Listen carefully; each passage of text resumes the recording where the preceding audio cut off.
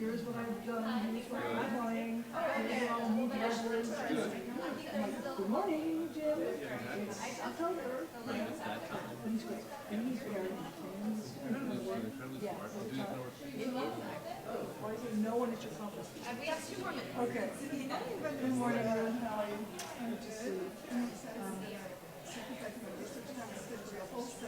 Cool, because you're going to find it interesting. This is Fred Turner. This is Ruth Easton. I shake your hand except for the coffee, right? It's hot. Yes, exactly. Some things that hopefully is going to be posted. Cool. History of the poster, reflecting posters, and it's a check right now. Nice to meet you. Yeah, she's good. She's coming to New York next week. Yeah, so there's going to be a big celebration of a book in this gallery. Right. It's going to be fun. Yeah. We're going to have a good time. Absolutely. Celebrating the What is the new book? The new book is called Advertising, Design, and Collecting, 1860s to 1900s. Right. And it really is. It's like if you have any It's the students. defining book. Yeah. Yeah, great. Great. Yep.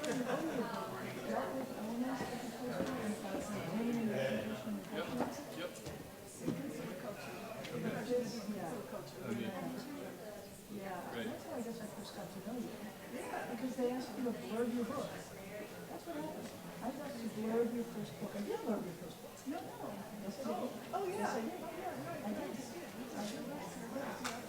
I must have done a review. But I did. I did. I did. You need better endorsements than mine. I'm getting better at it. That's faint praise right there. Yeah, that's right. You know, but anyway, Fred is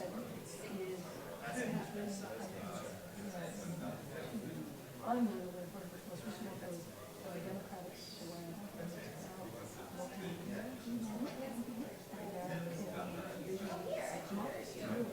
And liberal humanism. And I would say liberal humanism. Little Hickman's over too. Yeah, now that I know what it is. Correct. And I appreciate it.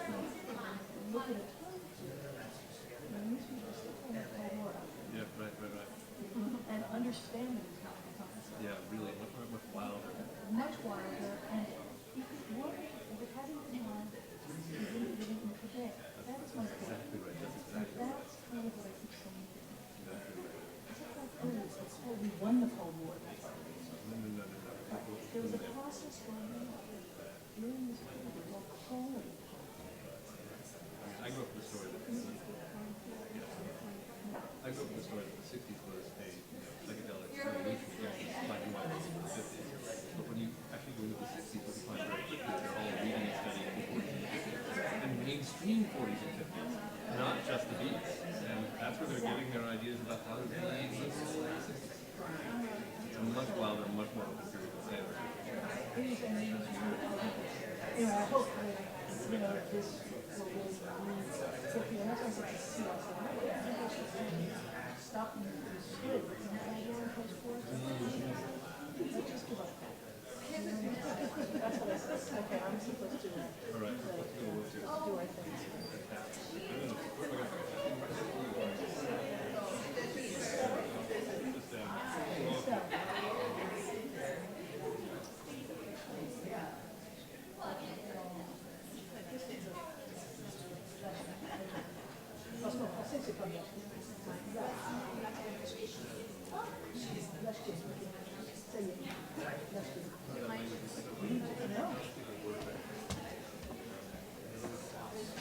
Good morning, everyone. Please feel free to move down. This auditorium is so massive, it looks half empty. I'm really pleased to welcome you all back to the second day of our 2-day symposium, Shifting Terrain, Mapping a Transnational American Art. I'm Amelia Gerlitz, the Fellowship and Academic Programs Manager at the Smithsonian American Art Museum. Before we begin, I just want to thank the Terra Foundation for American Art for their sponsorship of this series. I also want to thank my colleagues at SAM for helping me with the logistics of the event. They've been tremendous. Also, I'm really grateful to our session chairs and the many advisors who helped to shape yesterday and today's programs. I also want to thank our speakers for their excellent papers and for meeting my occasionally challenging deadlines. And thanks to the audience for coming in so early on a beautiful Saturday morning. We will be webcasting the talks live, and so if you could all take a moment and turn off your cell phones, we would appreciate it. Thank you. So yesterday we had 3 panels focused around key themes, the first being things, the second positions, and finally transactions. Today I am really pleased to have Vanessa Schwartz serve as chair of our final themed panel on networks. Dr. Schwartz is professor of history, art history, and film at the University of Southern California, where she also directs the Visual Studies Research Institute. She specializes in European and American visual culture, especially film, photography, and design. She's the author of Spectacular Realities, Early Mass Culture in Fin de Siècle Paris, and the prize-winning It's So French, Hollywood, Paris, and the Making of Cosmopolitan Film Culture, and Modern France, A Very Short Introduction, in Oxford University Press's Very Short Introduction series. She's co-edited several volumes, most recently the excellent Getting the Picture, The Visual Culture of the News. She recently received a fellowship at the Coleman Center at New York Public Library, the Lindbergh Chair at the National Museum of Air and Space, and a Guggenheim Fellowship to complete her book, Jet Age Aesthetics, Media and the Glamour of Motion. Please welcome Vanessa Schwartz.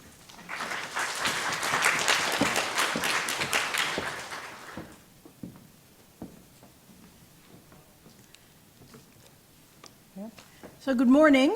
Thanks to everyone for coming, first of all, and of course to Amelia, to the Tara, to Sam, to the participants as well on the panels. I think it's been a really superb conference, and what I said to Amelia is all of the work she did, which is both, organizational, is remarkable, and we all find ourselves in very, I would say, luxurious setting here, et cetera, but also the work she did to prepare intellectually has made not only the trains run on time here, but also it makes you feel like, there's a reason that you're here, that there is a conversation that's been kind of pre-curated, and then we are, in a sense, participating in it and watching it unfold. So I think that's a huge accomplishment, and it's not easy. So I think especially Amelia deserves really appreciation for that dimension. Now, what I wanted to do, I get to introduce this panel on networks. And how I wanted to introduce our panel was by considering this object for a moment. Here you can see it. Maybe if I can get this to move forward. Yes, in color. It's the theme building at LAX, which today seems to stand as an icon of the airport, a symbol of jet age optimism that was part of the airport's 1961 redesign.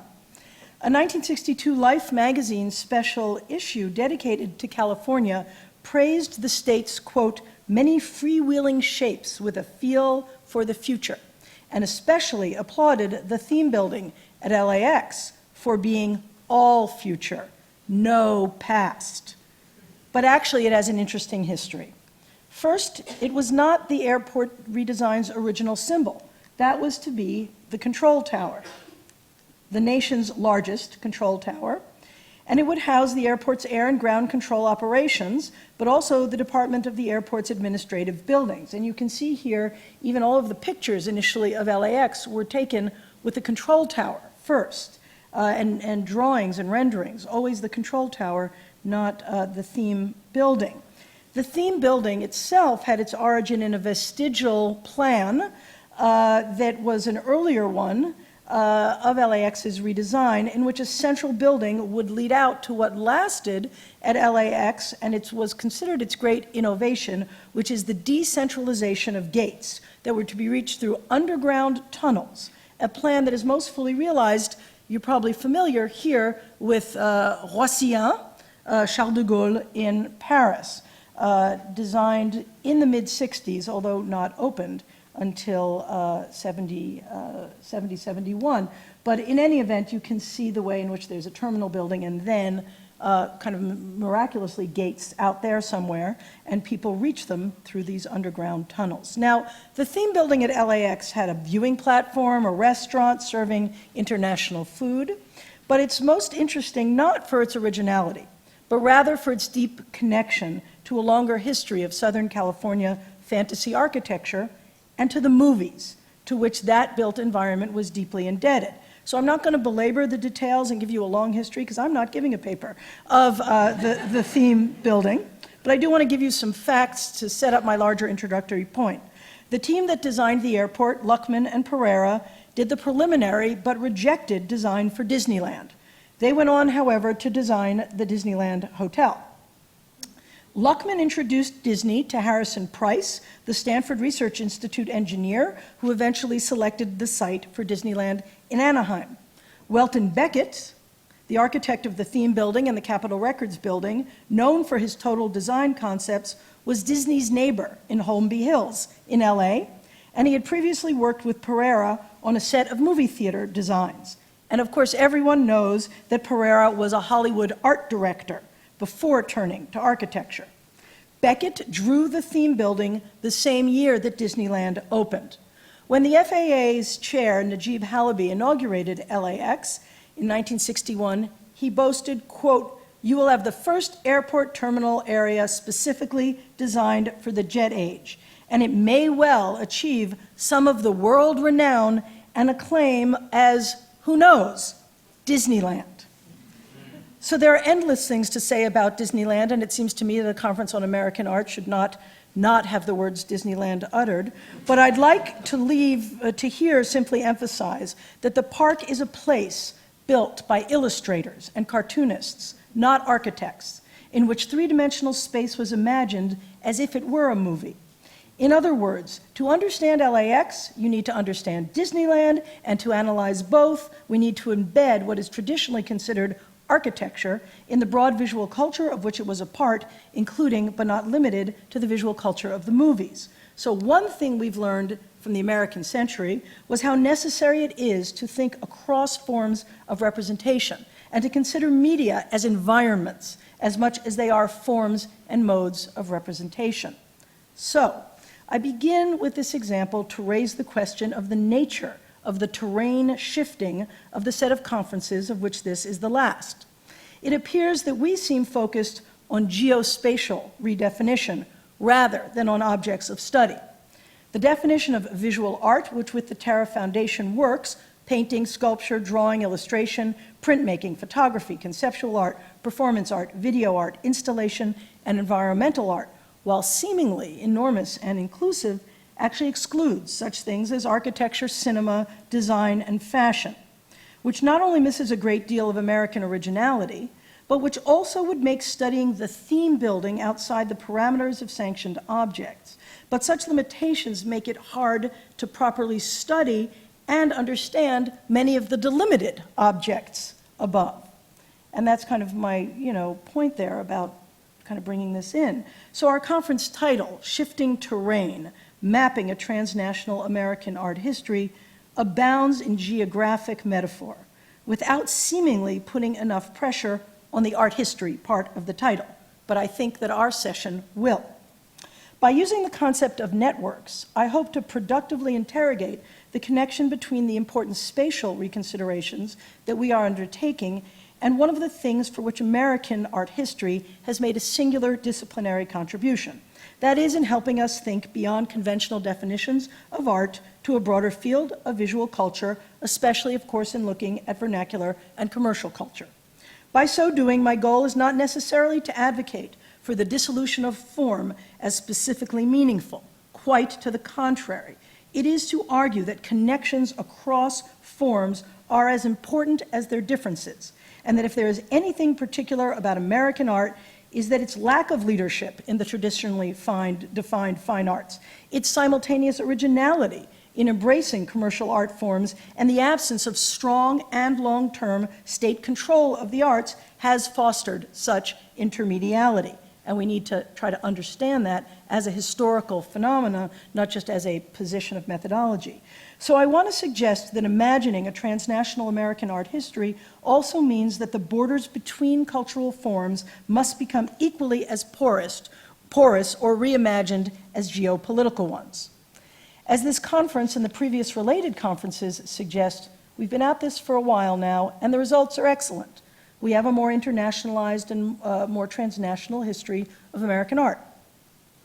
Rather than identify what has set the United States apart, this orientation privileges connections, personal, social, and professional networks that suggest Americans weren't as isolated and provincial as we thought, and it reframes American art history away from a story of American exceptionalism, even if that exceptionalism was a form of cultural inferiority, until the post-war period, to show that there was much more mutual influence in visual culture across the Atlantic, south of the border, and now work on the Pacific is also heating up, as we've seen and has been made reference to already. In the pre-national period, research on the visual culture of the Atlantic world, including the Caribbean, has flourished for a while. But of course, that's treated as early modern European imperial history. So perhaps a truly global art history will dissolve terms such as American art entirely, and everyone will be a period specialist. This is more or less the case already for people who work on the contemporary, who work in other fields such as ancient art, the Renaissance, although sometimes we do split north and south. And we split north and south in the Renaissance because language may have more meaning in defining the contours of study. In other words, you might be a student of the Francophone world or the Lusophone world. Art history has always had specialists with expertise in a certain form: print specialist, photo specialist, sculpture specialist. I've sometimes fretted that the specialty of Americanists were monolingualism. And to really globalize American art is to make no linguistic concessions. And that's something that we need to actually start talking about, and not simply going over or apologizing for. We either are going to do the kind of rich historical research that we are known for and have the language skills as people who studied European art history had, or we're going to not practice this kind of globalized American art history. Of course, there's also no doubt that art is an important part of nation building as well, and is a key to civic culture that needs to be supported and funded for the good of the nation. So entirely abandoning a national framework in all instances makes no sense. The nation not only shapes identity, but also the material possibilities of artistic production, value, and commercial exchange. And certainly, if we want to learn about artistic production in places outside of Europe and the United States, especially in the 19th and 20th centuries, then national art is also an essential subject as we study those other countries. This sort of reminds me of when feminist critics, decried the death of the author just as we started to actually read women writers. So again, we need to, be thoughtful about this. Now, another challenge to a more transnational framework remains not to reinscribe or reify difference for the sake of proving that difference is now transcended. American art is not just American art anymore, because what does that actually mean? This transcending of difference has taken multiple forms. In the internationalization of American art through non-American scholars studying American art, in the history of Americans making and studying art abroad, of non-Americans who lived and worked in America making art here. This has enriched our histories at the descriptive level. But what is the big new story that it has yielded? Is it one about America? Is it one about art? Or both? In the end, thinking transnationally still clings to a geopolitical framework, while at its best adding a spatial dimension to the study of American art. Ironically, perhaps, so much second-tier art and vernacular visual culture of all kinds in all nations are notoriously local. Have we really thought about new ways to interpret those cultural forms? Finally, has this new American art history really grappled with the fact that the United States did manage to produce a vernacular visual culture that is considered global, most notably in Hollywood film? So Miriam Hansen took up this question about Hollywood's achievement of what she called vernacular modernism. Hansen argued that Hollywood movies managed to become one of the first global vernaculars by aestheticizing the experience of modernity, by globalizing a particular historical experience that was itself fairly successful at amalgamating a diversity of competing traditions. Although she makes reference to technology several times in her essay, I think she implies what I want to bring out here today that I think our panel on networks examines, how technologies work to globalize aesthetic experience. By now, the term the network society has become fairly commonplace among sociologists first, and then it's trickled down into most fields. Derived as the concept may well be from the work of turn-of-the-century sociologists of modernity such as Georg Simmel, scholars such as my own colleague Manuel Castells have identified key connections as those made by technology, especially mass media and telecommunications, as the basis for contemporary social interaction and organization. The formula of the network society potentially shifts us away from the importance of physical co-presence. So much for aura. Virtuality stands in for materiality, and a decentered geography based in hubs and flows takes center stage, if you'll forgive the mixed metaphor. Whether this accurately describes our present condition or not, to undertake to examine mass media is of such importance because the mass media work simultaneously to breach geospatial distance and because technological mediation of form moves us towards that condition that media theorists think of as intermediality and towards convergence culture, in which content flows across media platforms. Now, we may now be consciously aware that culture is convergent, but what remains largely unexamined is whether this notion, like the transnational and the global, borrowed as they are from our present conditions, would offer a productive methodological frame for the history of visual culture across time and place. So at the core of any spatial framework of study, whether across geography or representational form, is the need to interrogate different kinds of mobility. And this has underwritten a great many of the questions regarding the globalization of culture. Historians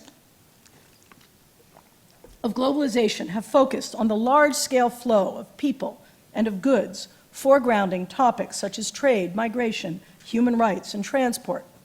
In art history, we have iconographies of slavery, plantations, human rights, trains, cars, boats. We've also studied movement socially in order to consider migration in art, trade's influence on style, and trade and the art market, the rise of art fairs, etc. Recently, Jennifer Roberts has very productively considered the portability of the image as well as the limits of community shaped and tested by distance.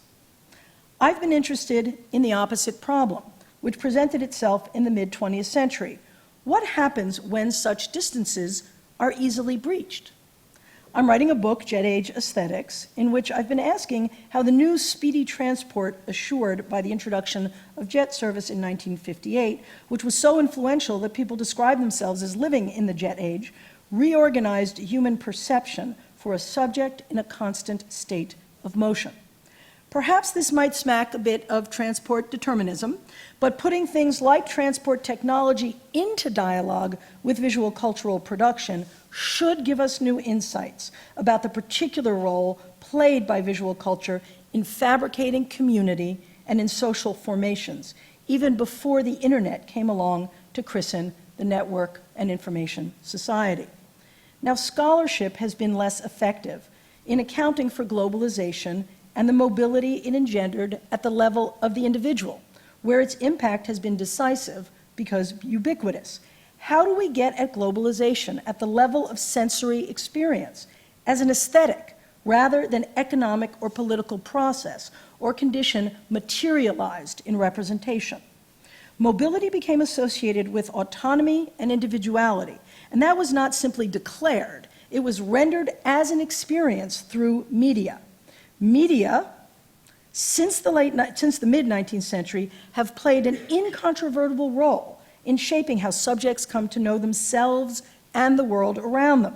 So by understanding that media are also technologies, we can traverse the art and technology divide that separates the history of technology from media studies and art history, as well as art history from the history of design and more cultural history in general. So our panelists today share a common interest in what I would call techno-aesthetics. They work on the technologically mediated arts, based primarily in photography's mechanical reproducibility. Their papers track, however, not the coming immateriality and virtuality, but the very material and technological bases by which the circulation and proliferation of images and visual experiences advanced so as to seem fluid and mobile in order to produce this awareness of intermediality. Such techno-aesthetics produce what the independent group in England described as a cultural continuum that I would suggest became intellectually visible due to the reconfigured geographic continuum rendered as a new aesthetic experience of mobility. So I hope these papers will help us see the link between geospatial remapping and transmedial and intermedial cultures, where the boundaries of American art are never limited by form. There are many ways to think about techno-aesthetics. The continued suspicion of the value of the mass media, combined with a kind of persistent nostalgia for authentic popular culture, have for too long repeated the two cultures debate, opposing art and science and technology.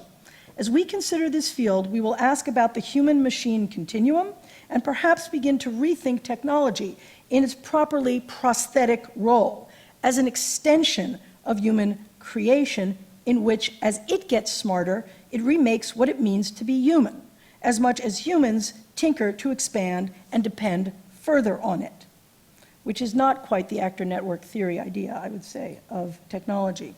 In techno-aesthetics, we can explicitly interrogate redefinitions of vision and the general reorganization of the senses.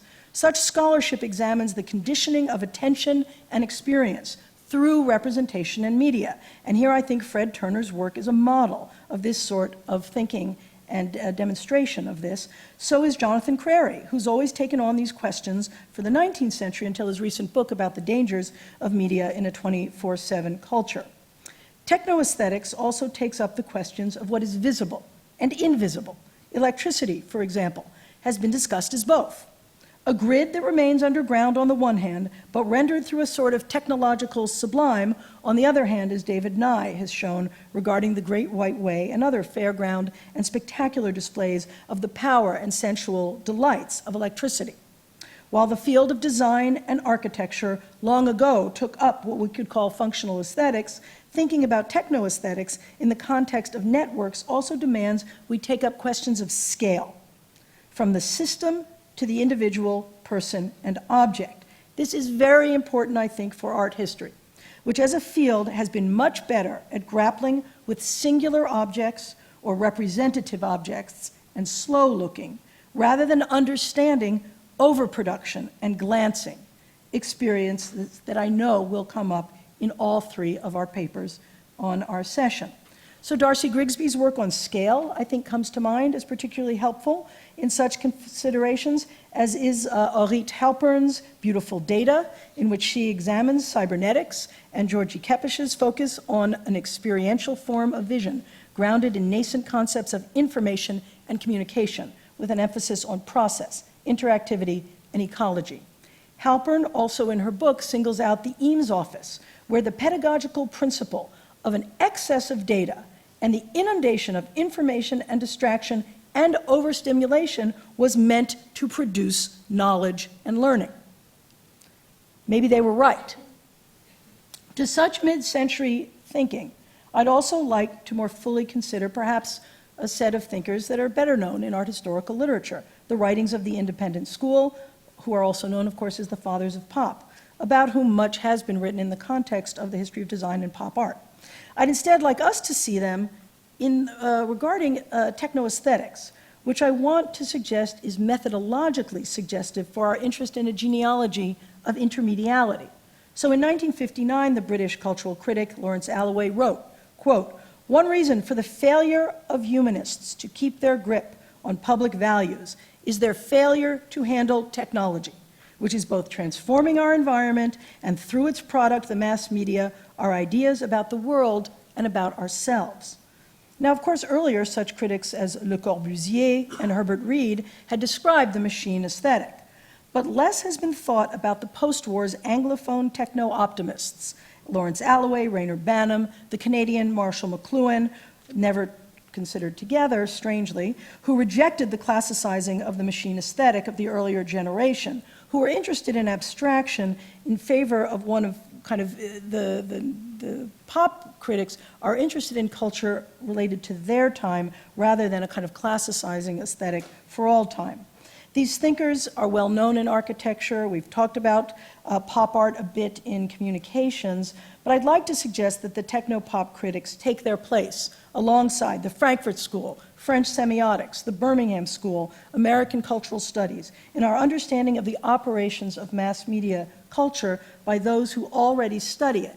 If this isn't part of the shifting terrain of American art history, what is? So there's a productive overlap, I want to suggest, between the independent group and the jet age in which they lived. To oversimplify, the pop critics were for culture that moved fast because they were living its privileges, which included their own mobility. Lawrence Alloway was interested in cybernetics. He wrote a 1972 essay called Network, 1972, Network, the art world described as a system that reflects that thinking. A collection of his essays published in 1984 was titled Network, Art and the Complex Present. His cultural criticism was oriented to an examination of the industrial and commercial arts and their ephemerality. He explained, quote, that everything that in our culture changes is the material of the popular arts, which is quite distinct from how we treat it in art history, where those interested in non-elite culture tend to turn to what they think of as timeless folk values. And this had begun to attract the attention of intellectuals, this kind of folk art model, in England, such as Richard Hogarth, who would go on to found the Birmingham School, while Alloway and Banham would just leave for the United States. Alloway insisted that such popular forms as film not be regarded as a kind of lost, marginal art form manqué, but rather reconceived as a modern popular art. Alloway believed that the mass arts were one of the most remarkable and characteristic achievements of industrial society. Now, perhaps more significantly for our discussion of his interest in fast culture, Alloway underscored their anti-classicism. Quote, in fact, stylistically, technically, iconographically, the mass arts are anti-academic. Topicality and a rapid rate of change are not academic in any usual sense of the word, which means a system that's static, rigid, self-perpetuating. Sensitiveness to the variables of our life and economy enable the mass arts to accompany the changes in our life far more closely than the fine arts, which are a repository of time-binding values. The popular arts of our industrial civilization are geared to technical changes, which occur not gradually, but violently and experimentally. If the mass arts for Alloway concerned that which changed fast, he also insisted in his essay, The Long Front of Culture, from 1959, that the critic needed to focus on the reception and consumption of culture rather than on its production. Now, such an orientation has characterized cultural studies, I would say, and cultural studies approach, whereas art history has always been more oriented towards cultural production. I would advocate that the key here is to integrate these two elements and to look at the relationship, of course, between production and consumption. But what was Alloway's long front of culture?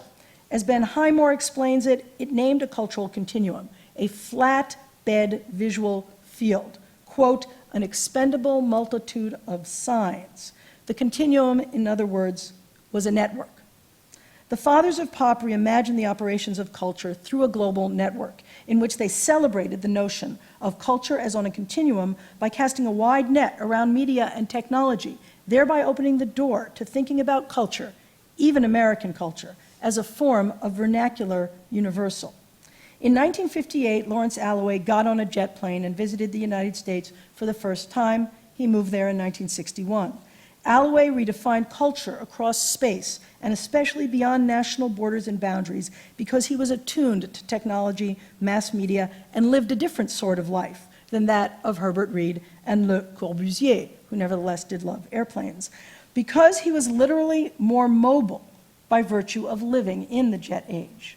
The techno-pop humanists embraced the placelessness of an emergent global culture by embracing America, not as particular and provincial, but as the harbinger of a universal global culture. Finally, the independent group also offer us an important theoretical and methodological discourse that we haven't really credited sufficiently with shaping another remapping, from terrain to networks, and from American art to global visual culture. So now I have the privilege of introducing our speakers, which I'll do one by one, and we can listen to their papers that will definitely, I'm sure, illuminate these themes. So the first speaker is Estelle Blaschke, who has a master's in the history of art from Humboldt in Berlin and a Ph.D. in history from the École des Hautes Études en Sciences Sociales, Paris 1, Sorbonne. She is currently a postdoctoral researcher funded by the Swiss National Science Foundation at the Université de Lausanne. From 2009 to 2011, and in 2014, she was a fellow at the Max Planck Institute for the History of Science in Berlin. Her doctoral dissertation, Photography and the Commodification of Images from the Bettman Archive to Corbis, 1924 to 2010, was awarded the 2012 Research Prize by the German Photographic Society.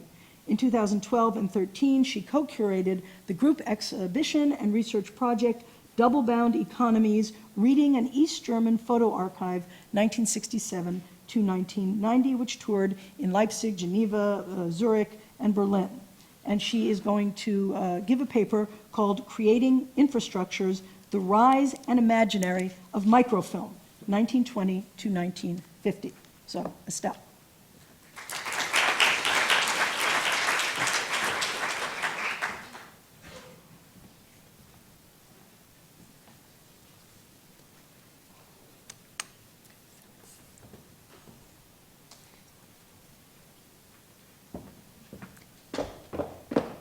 So thank you very much.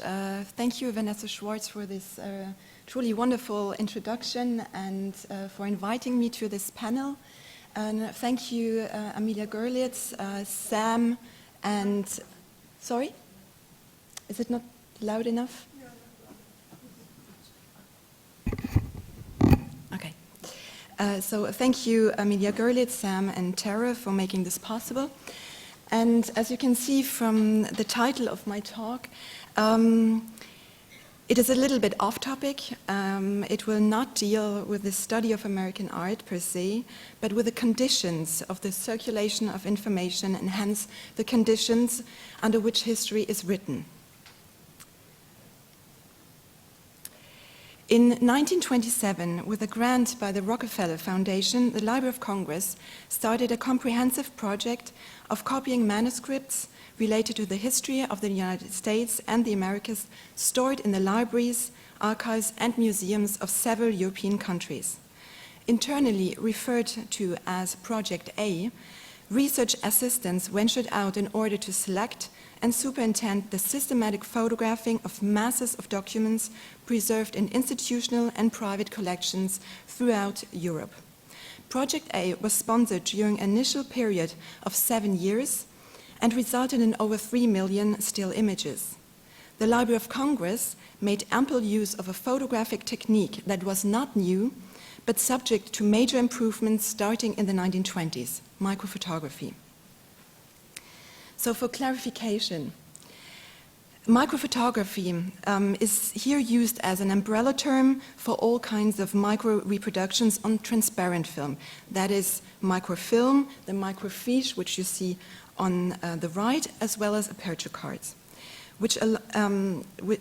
Aperture cards. All these examples differ in their applications and the way of reading the content. The idea of reducing matter through photography is indeed as old as the medium itself. Already in the early 1850s, namely on the occasion of the 1851 Great Exhibition of London, John Herschel, one of the main key figures in the history of photography, recognized the potential of photography as, I quote, the most remarkable discovery of modern times for preserving public records in a concentrated form on microscopic negatives, unquote. Herschel referred to a display of microphotographs by the British optician and entrepreneur John Benjamin Dancer, who conducted first experiments with microphotography with a reduction ratio of 160 to 1. So, and you have here on the right side samples of the first microphotographs. These microphotographs mainly depicted paintings of royals, politicians, and famous landmarks, and were sold in novelty shops throughout Britain and exhibited at the Photographic Society of Manchester. The subject list, which you see on the left side, reflects the microphotograph's early status as an entertaining novelty destined for the bourgeois parlor and simultaneously appealing to an implicit educational benefit. So quite different from Herschel's idea. Due to its very limited applicability, however, contemporary critics commented on microphotographs as being somewhat childish or trivial, thus being some sort of technological gimmick. The modern history of microfilm is associated with the founder of the Office International de Bibliographie, Paul Otlet. In his essay sur une nouvelle forme du livre, le livre microphotographique, first published in 1906 and co-edited with Robert Goldschmidt, he outlined the immense potential of microfilming for the future of information science. Together with his colleagues, Otlet had developed the universal decimal classification and laid ground for a modern notion of documentation that would go beyond books, journals, and catalogs to embrace all written, visual, and audio documents, whatever the format. Microfilm was to have an important place in his vision of a networked knowledge base.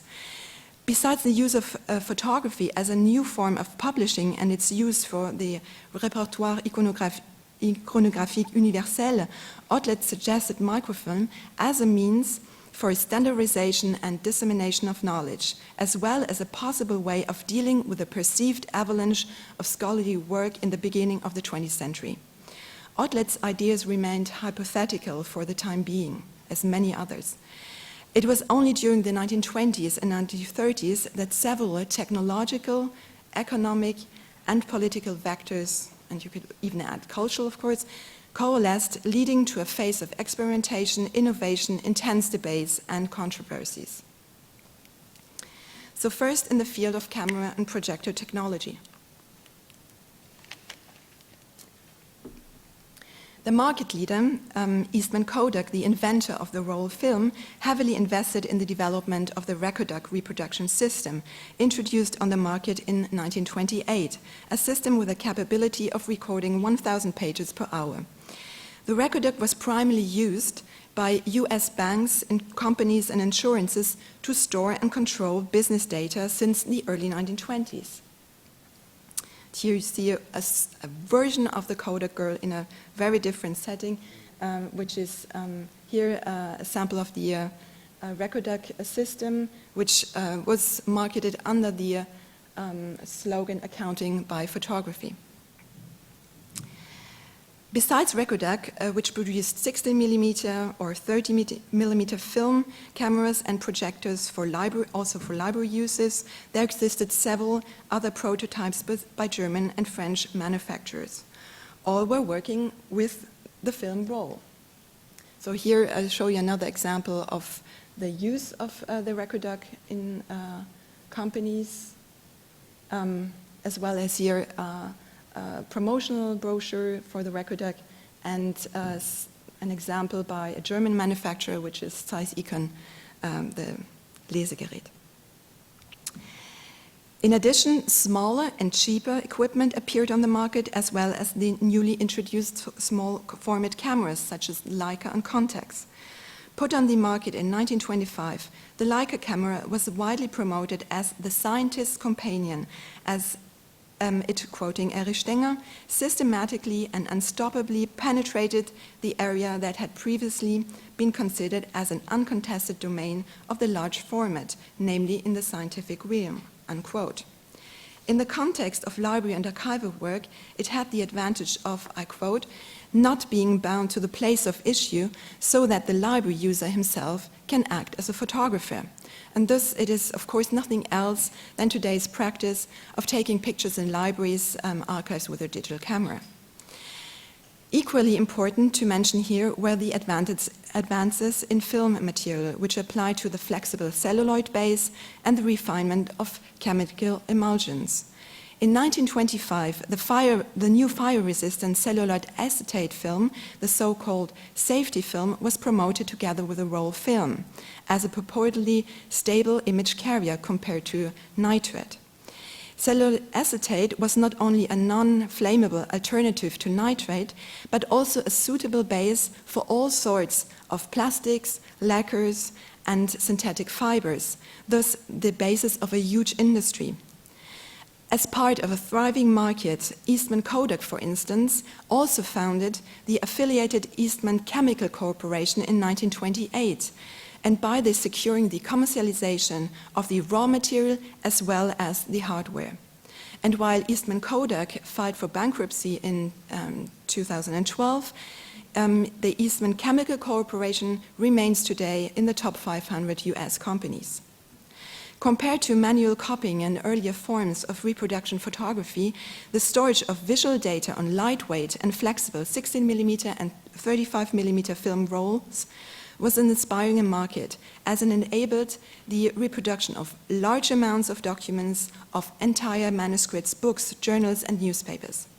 It suggested unparalleled efficiency, the reduction of production and storage costs, and the possibility of making available more or previously inaccessible visual and textual information. Besides the expansion of copying activities for scientific research, which were intended to replace the external and interlibrary loan, microfilm was also imagined as a method for the management of inventories and the preservation of library holdings, so as a means of transmission as well as preservation. It promised, I quote Robert C. Binkley, the author of the seminal essay New Tools for Men of Letters, to have an impact on the intellectual world comparable with that of the invention of printing, unquote.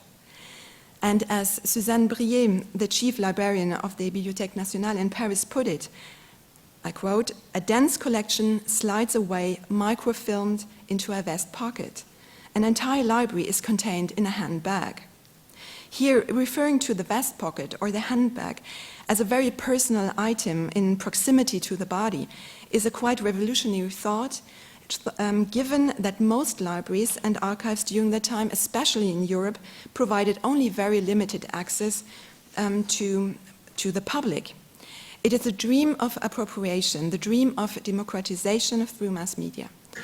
Film as the material basis was conceived as an image carrier, storing its content in a latent form, the negative, through which it became visible and printable where and whenever needed, be it on individual screens, wall projections, or on paper prints. This imaginary was so strong that it led to a close cooperation between scholars of various academic disciplines, US public institutions, and commercial companies, which tested and further developed their recording and viewing technologies on the basis of projects such as the pilot project, Project A, as well as the foreign copying program of the Library of Congress. And I show you here an example of the copying of Chinese manuscripts at the Library of Congress. Photographic micro-reproductions were indeed used in various forms and for various purposes. Just to name a few. The university libraries of Harvard, Yale, and Chicago, for example, which lacked access to European collections, established on-site microfilm laboratories that were deemed crucial for the building of their research collections, and thus crucial for the development of humanities within these institutions. From 1935 to 1942, under the umbrella of the Roosevelt Work Progress Administration, the Historical Records Survey aimed at bringing together historical records and newspapers from local and regional archives via microphotography, thus exploring the possibilities of relating data from various institutions. Towards the end of the 1930s and during World War II, microfilm turned into a wartime technology. It was widely used for intelligence and served as a mail correspondence system.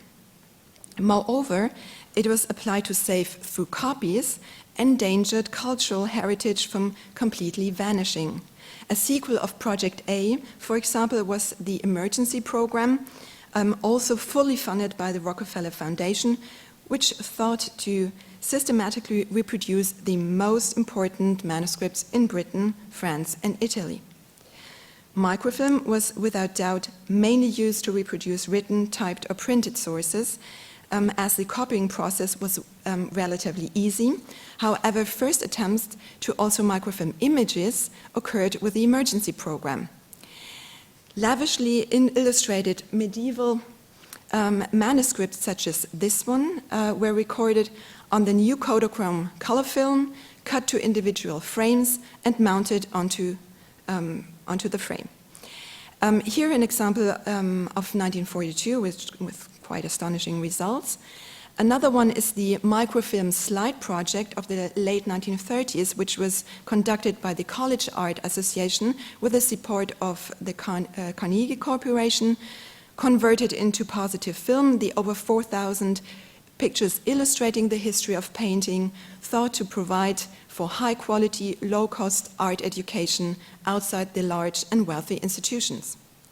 And finally, numerous microfilm projects in the field of art history consisted either in multiplying references, such as the reproduction of the voluminous Index of Christian Art, or in bringing together the holdings of different institutions in one consolidated and indexed microfilm publication, as, for example, a collection of 489 reels on the history of photography housed at the Library of Congress, combining thousands of monographs, early periodicals, pamphlets, photographs, out-of-print materials in French, English, and German from the New York Public Library, Eastman Kodak Research Library, the George Eastman House, Columbia University, among others. It's a huge collection. Essential to the rise of microphotography during that specific time were the networks of people advocating for microfilm within their respective institutions. There were technicians, high-ranking librarians, scholars of various disciplines, politicians, so content people, powerful people, and many of them with overlapping roles and agendas. For example, Watson Davis, the director of Science Service, a central organization for the popularization of science, founded the American Documentation Institute in 1935, which incorporated microfilm in the very design of the institution. Parallel to that, he aimed at imposing his commercial venture, Bibliofilm, with the help of his contacts in the government and scientific world. Vernon Tate, who was the director of photography, the photography department at the National Archives here in DC, and an ardent supporter of the new medium, also was a consultant to Eastman Kodak and maintained a lifelong friendship with Eugene Power, the founder of University Microfilm International, a major player in the microfilm market. As for Eugene Power, he was commissioned by the American Council of Learned Societies to conduct the emergency program in the UK and France. The results of this collective effort formed the capital of his company, which was later bought by Xerox and is today's ProQuest, a global information content company specialized on applications for libraries and research. The new scholarly review, Journal of Documentary Reproduction, almost entirely dedicated to microphotography, became the voice of the movement. It also established in part a transatlantic discussion.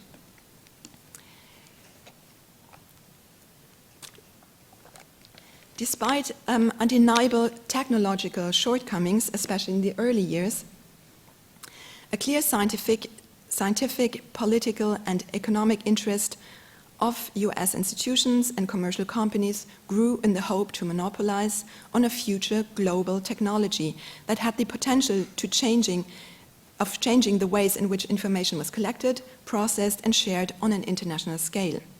Since standards and markets were unsettled, everything seems possible. an event which reflects the intertwinement of the idea of humanistic progress on the one hand and business opportunities on the other, as well as the political and economic stakes involved, was the presentation of state-of-the-art microfilming at the 1937 International Exposition in Paris. In the light of perilous international relations around 1938, the American Library Association, that was charged with the organization of the exhibition, suggested that, I quote, microphotography offered more hope of practical international intellectual cooperation than any other medium, unquote. The in situ microfilming was part of the section Libraries and Library Phenomena in the right wing of the Trocadero building, which I show you here. It comprised several cameras and copy stands and a complete laboratory with electricity for an on-site processing filming, including a dark room. It was decided to copy French journals of the revolutionary era housed in the collection of the Bibliothèque Nationale, which was an ardent supporter of the project. At the same time, the first World Documentation Congress was held in the vicinity of the exposition. The Congress, which was supported by the League of Nations and sponsored by Eastman Kodak, was attended by 460 delegates, among others Paul Otlet, the directors of the Bibliothèque Nationale Julien Quint, and the before-mentioned Suzanne Brier, the British science fiction writer H.G. Wells, the author of The World Brain, the American delegates Watson David, Herman H. Fosler, and Eugene Power, all key figures in microfilming projects. The discussions resonated with Otlet's vision of a universal documentation for cultural rapprochement.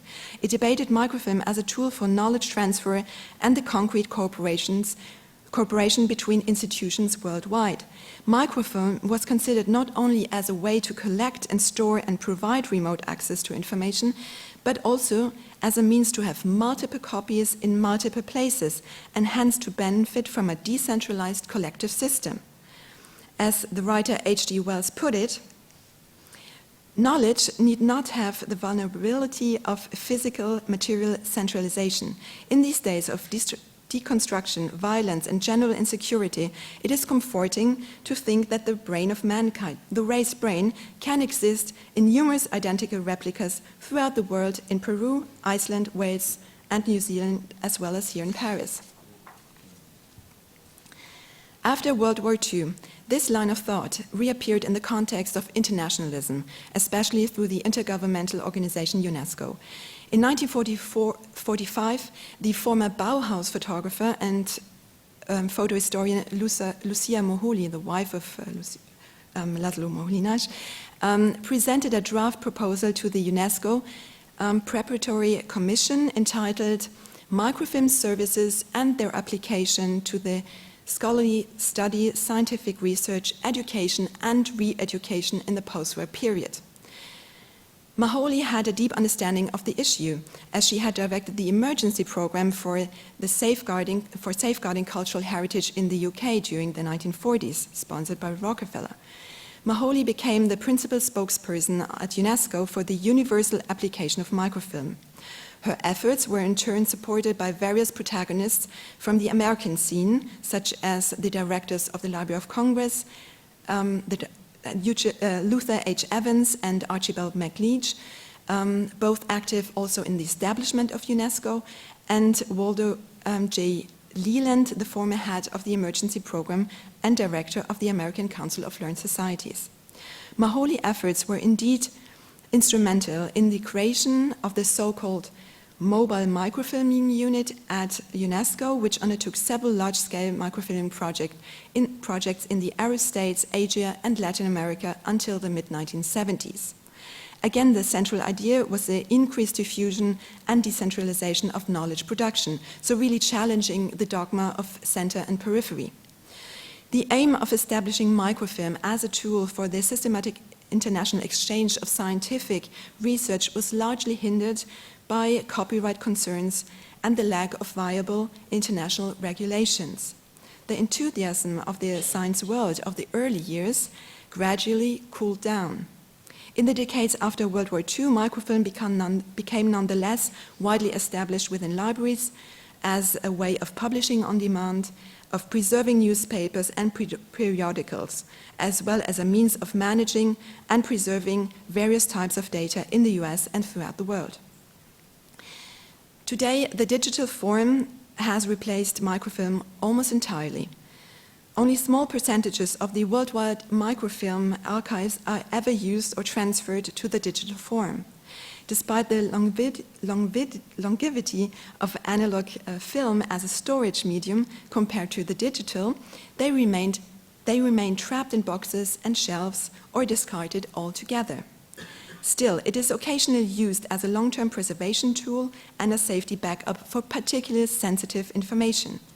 Examples are the recent remigration of selected digital server content on analog microfilm, as undertaken by the Swiss Film Institute, as well as the storage of German cultural heritage on microfilm at the Federal Long-Term Preservation Facility Barbara Stollen, a site protected by the Hague Convention of Cultural Property in the event of armed conflict.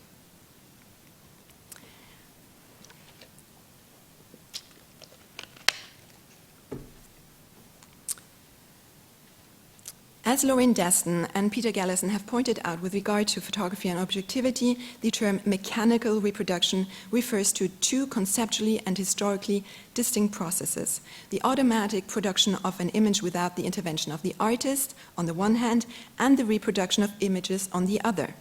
Photography is considered as a means of depicting and reproducing the existing world with the help of the camera, and at the same time it is a tool for the multiplication of images. It is both a mechanical eye and a copy machine. But in contrast to the long history of photography and printing, microfilm was nurtured by the idea of potentially becoming a material object. The history of microfilm seems to be a history of light projection and screens rather than of prints, and in that it resembles the way in which we view images today. It was spurred by the fantasy of immateriality, and at the same time its presumed value lay in its capacity to materialize in various forms, in various places, and at various times. Microfilm promised the ultimate mobility while providing the stability of the carrier material. In that sense, it could be equal to Bruno Latour's idea of immutable mobiles that describe things that are made to be easily transportable without changing their inherent characteristics. The envisioned advantage of microfilm and its alleged power relied on the ability to combine the documentation, preservation, and diffusion of information in a single medium. In that it resembled paper, of course, but was considered more modern and therefore marketable. Finally, microfilm reverberated the fantasy of attaining once for all the project of a comprehensive or universal archive, or in the words of Foucault and Archive Totale, and of making profit of it. But if microfilm reduced the physical object to a small and flat surface, and if its content, as I've suggested, was only potentially becoming matter, it paradoxically created more matter in terms of film material, technical equipment, and manual efforts, which seems mirroring our digital age. The history of microfilm is a history of rationalization, standardization, infrastructure, and logistics. It is a history of preservation and containment of what is deemed valuable. It is a history traversed by high expectations and ornate rhetoric, by the wish of transcending material and geographical boundaries while ultimately failing at doing so. And it is a history that, also due to its disciplinary ambivalences, is a largely unwritten one. Thank you.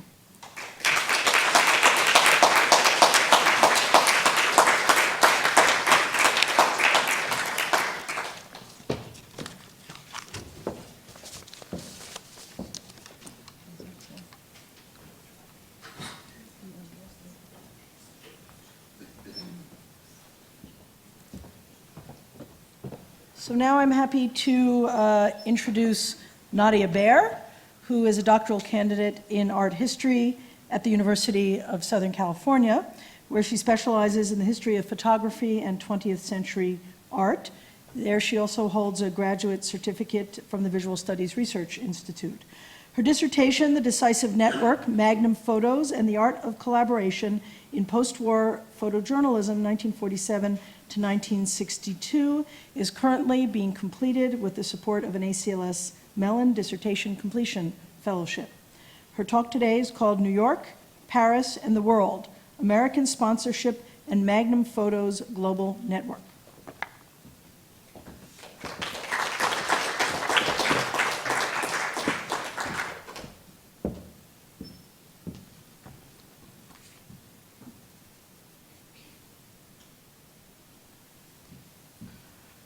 Thank you, Vanessa, and thank you, Amelia, for bringing all of us together for this wonderful conversation.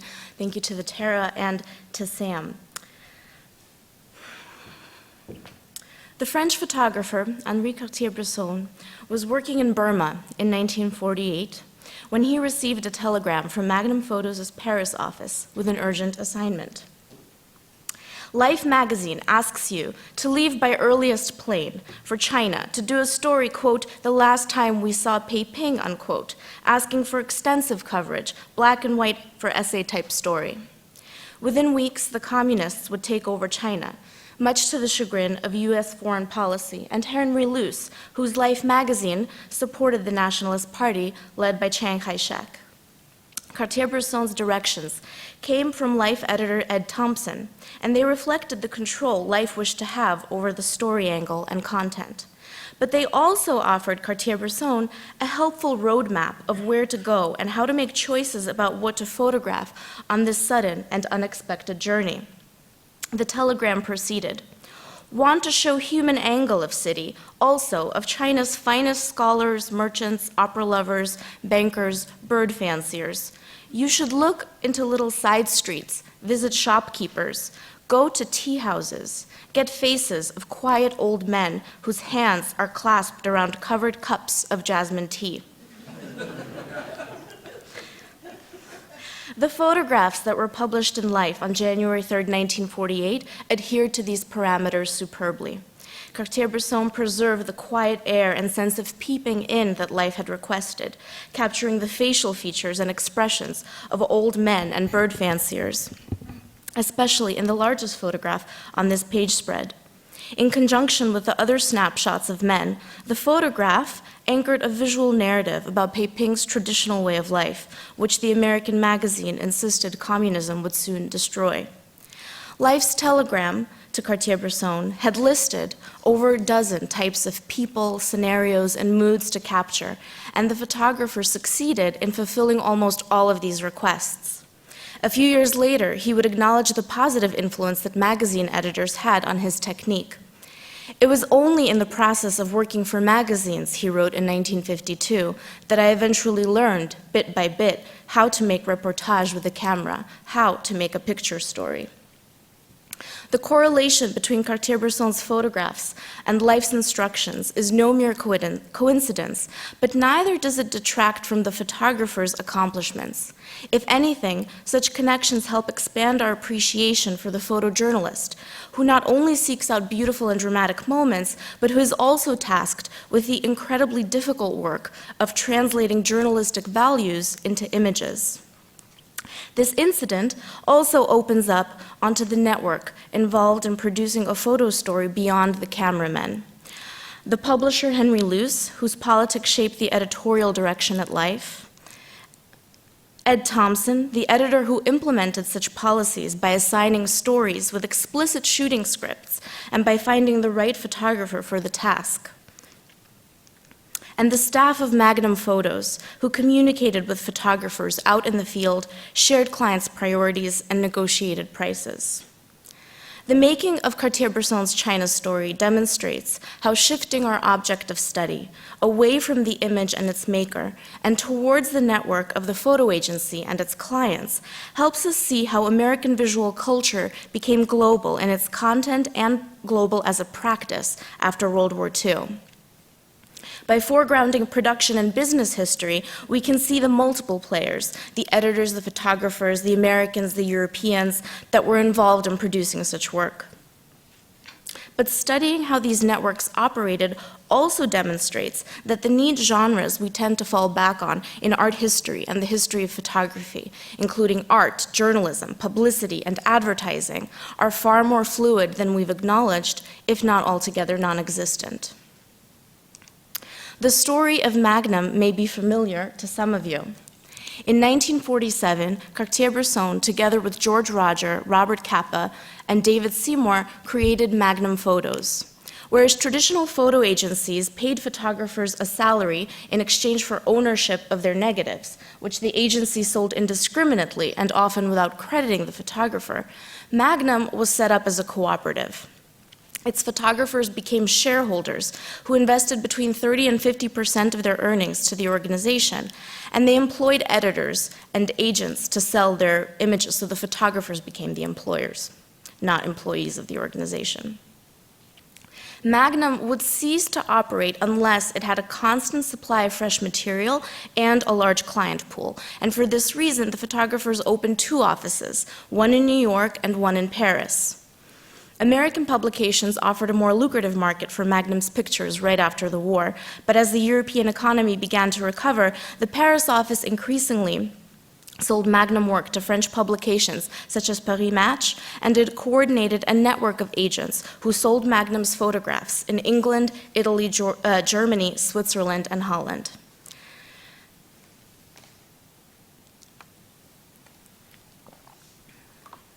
Magnum's goal was to cover the world for its largely American and European clients, and that began with defining what the world really meant. Choosing the actual locations had as much to do with clients' interests as with photographers' skills. What languages they spoke, what places they had already photographed and therefore knew how to navigate, and even what citizenship they held, because this often shaped where they could enter and which governments would issue them a visa. Unlike Europeans who resettled in the US and worked as emigre artists, or American artists who went to Europe and became expatriate artists, Magnum's photographers were peripatetic and of complicated origins, and this shaped where, when, and for whom they worked. When Life sent Cartier-Bresson to China, for instance, they did so because he was already close by, and because earlier that year, he produced better and more photographs of Gandhi's funeral than the magazine's own staff photographer, Margaret Burke-White. But on the eve of the Communist Revolution, Life editors also understood that a French photographer would have better luck gaining access to the communists than American photographers, especially since the US had publicly supported the nationalists. Life's American writer and photographer took the last plane out of China, while Cartier-Bresson was able to work there for another 6 months. And he produced stories like this on communist Shanghai, which also in the text talks about the isolation that China was experiencing from American news and American photographers. But at Magnum, covering the world was never limited to covering the news. Its photographers worked on many kinds of stories simultaneously, wherever they were based, and their images helped to create a global visual culture in America well beyond the pages of editorial magazines such as Life. The post-war work of Robert Capa exemplifies this further. After his famous photographs of the Spanish Civil War and World War II, with which we're probably much more familiar, what Capa actually excelled in was cultivating close relationships with magazine editors and seeing where the market for photographs of the world was headed. He was ahead of the curve when he forged a close relationship between Magnum and Holiday magazine, a new travel publication created just months before Magnum in 1947, and which specialized in destination profiles by famous authors, from Hemingway to Steinbeck. The magazine also needed images made by leading photographers who shared in the wanderlust that Holiday hoped to cultivate in its educated, upper-middle-class readers. Take, for instance, this group of profiles about young people around the world, conceptualized by Capa and involving the work of 10 Magnum photographers. When Holiday printed it in 1953, was it a news feature about young people coming of age in the aftermath of World War II, and therefore a story about post-war reconstruction? Or a teaser for international travel, because Americans were getting ready to become tourists themselves? The answer is both, and Holiday did both with Magnum's help. Certain stories, including Werner Bischof's profile of a young communist in Japan or Kappa's German miner, offered insight into the defeated nations of World War II and addressed latent fears among American leaders and the public. Have young Germans learned from their country's mistakes, or was Nazi ideology still festering below the surface? Would the communist wave take hold of Japan, undoing the democratization efforts of the American occupation? These are the questions that these profiles grappled with, and they were somber and ponderous. Holliday selected black and white photographs that symbolize the young men's psychological states of isolation and disillusionment, especially you can see this in the larger photographs. But the same series also featured plenty of colorful and familiar views of Paris, again by Kappa, and London by Cartier-Bresson. We glimpse inside the Parisian model's wardrobe of haute couture, which Americans clamored after, and see the cheery image of the red London Decker bus, which Americans would soon ride in themselves. These cities were just beginning to accommodate tourists again in 1953, and Magnum showed Europe as it recovered from war and slowly transformed itself into a travel destination. Such projects also challenged Kappa and others to cultivate additional skills beyond photography to familiarize readers with the world. Magnum photographers conducted research on local economies, and they interviewed subjects about their daily habits and thoughts, becoming sociologists with cameras and cultural liaisons. So as much as Magnum's photography was about content, about capturing various aspects of life around the world, it was also about experimenting with how to make print photojournalism relevant for the post-war period. Not only were there fewer natural headlines to cover, in comparison to what these photographers experienced during World War II, but as media historians, including Fred Turner, have shown, photography was slowly being replaced by television and multimedia surrounds. By foraying into alternative markets overlapping with news, Magnum evolved the profession of photojournalism itself while simultaneously bringing images of the world into new publication contexts. But photographers could not make the shift alone, and they relied on help from Magnum's staff, who stayed abreast of the market changes, as well as corporate leaders, who were drawn to the aesthetic and currency of news photography, popularized by magazines such as Life. Already in 1952, Magnum's New York bureau chief, Pat Hagen, told Magnum shareholders, editorial photography, meaning news photography, has become a luxury which, in order to make money, one can ill afford unless this is backed up by industry and advertising.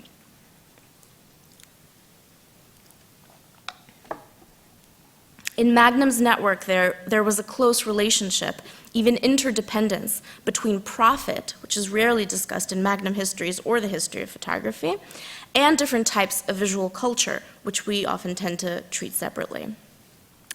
Magnum's work needed to travel seamlessly between editorial news story and travel promotion, as we just saw, but then it traveled into public relations and advertising, something we can see by looking at Our Daily Bread, a project produced by Magnum's Eric Hartman for the Pillsbury Company. Born in Munich, Hartman fled Germany to the US in the 1930s, like many Jewish photographers of his generation, including Robert Capa, and he was invited to join Magnum in 1952. 2 years later, the public relations agent of America's largest flour miller assigned Hartman to cover one of the contestants in Pillsbury's National Bake-Off.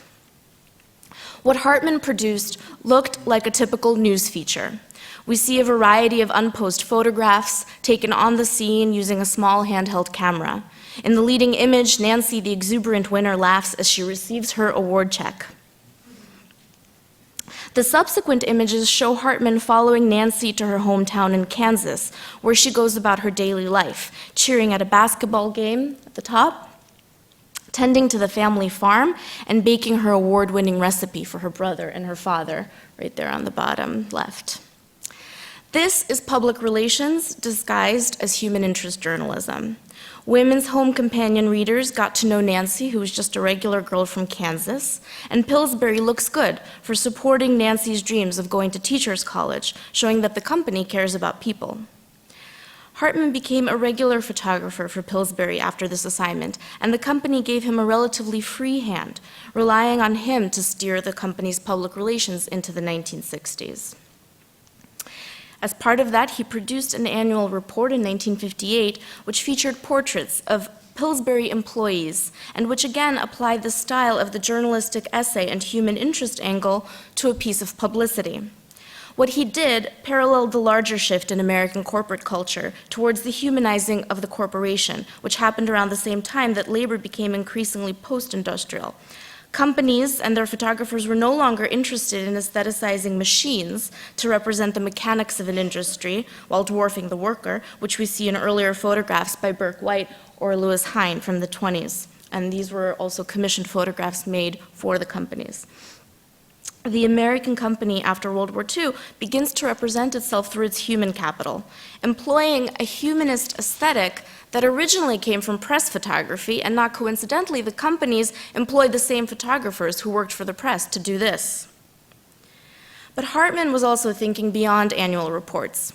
On that first trip to Kansas with Nancy, he made some of his first images of wheat harvesting, as his other magnum assignments and even family vacations took him around the world, to places such as North Africa, Israel, and France.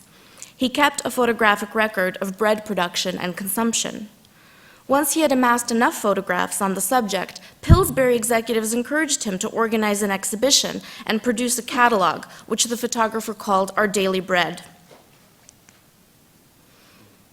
He worked on the show independently, while Pillsbury funded and publicized the exhibit, which opened at the main concourse of the International Food Conference in New York's Coliseum in September 1962.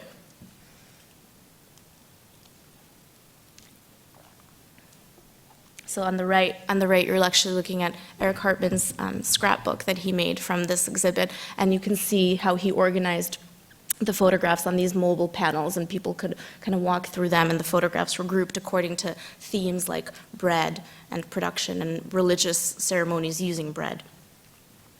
From the perspective of Pillsbury's business, Hartman's photographs helped the company to present their activity not merely as American, but as part of a global story about feeding the world, providing work and sustaining the global economy. As Fred Turner has pointed out, for American companies in the early Cold War, trade shows and other international expos such as this were an opportunity to sell American goods and American ideals, often under the guise of universalism. This particular expo even used Hartman's photographs to explain the goals of the convention, which were to demonstrate that under free enterprise and competition, food can be brought to people efficiently, conveniently, and abundantly. So we see the repurposing of the photographs here in this exhibition guide to serve that message. But from the perspective of the photographer and the photographic agency, this was also a success in freelancing. The setting of the expo increased the visibility of Hartman's images and acquainted many people, including future company clients, with his work. Contemporary audiences and other photographers did not critique Hartman for his involvement with corporate interests. The Journal of the American Society of Magazine Photographers reviewed Hartman's exhibition with the headline, "How a Photographer Realized a Freelancer's Ideal." The author not only praised the thoughtfulness of the exhibit and the exceptional quality of Hartman's photographs, but also wondered with amazement at how an American corporation pays him well for carrying out his wishes in exactly his own way. Back at Magnum, staff and photographers agreed that Hartman's project was unprecedented for its independent production and corporate support, and they praised Pillsbury for displaying Hartman's photographs, quote, in place of a commercially or product-oriented exhibit. For nearly a decade after this, Hartman tried to produce a standalone photo book from this material, without any pictures of Pillsbury employees or logos. But publishers felt that it was too unfocused and even too sentimental once Pillsbury was taken out of the story. They actually said, "We've already seen Family of Man, we don't need to see this again." So he abandoned it altogether to focus on his regular industrial clients. The project was buried until recently, when his widow returned to Hartman's files and published Our Daily Bread in 2013 with the German publisher Kehrer. Today, the lavish photo book offers a tribute to the photographer's life's work rather than attesting to the networks that supported him and the variety of markets to which he applied himself with equal devotion. Hartman was far from the only Magnum photographer whose work became interpreted as autonomous art in subsequent decades. But few supported these reinterpretations with more vigor than Henri Cartier-Bresson. Images that had once held together his essays in life became standalone masterpieces, meditations on the universal human experience, and evidence of the photographer's skill at capturing decisive moments. In his now classic photo book of the same name from 1952, photographs of the Chinese Revolution and the assassination of Gandhi helped to illustrate Cartier-Bresson's unique approach to working with the camera. To me, he explained, photography is the simultaneous recognition in a fraction of a second of the significance of an event as well as a precise organization of forms which give that event its proper expression. This definition focused all the attention on the patient and gifted photographer who captures a fleeting moment with just one click of the shutter, and it masked all the collective efforts needed to create such an image in the first place. Just recall that lively telegram. It also masked the collective efforts needed to promote the photojournalist as an artist to the book-buying public.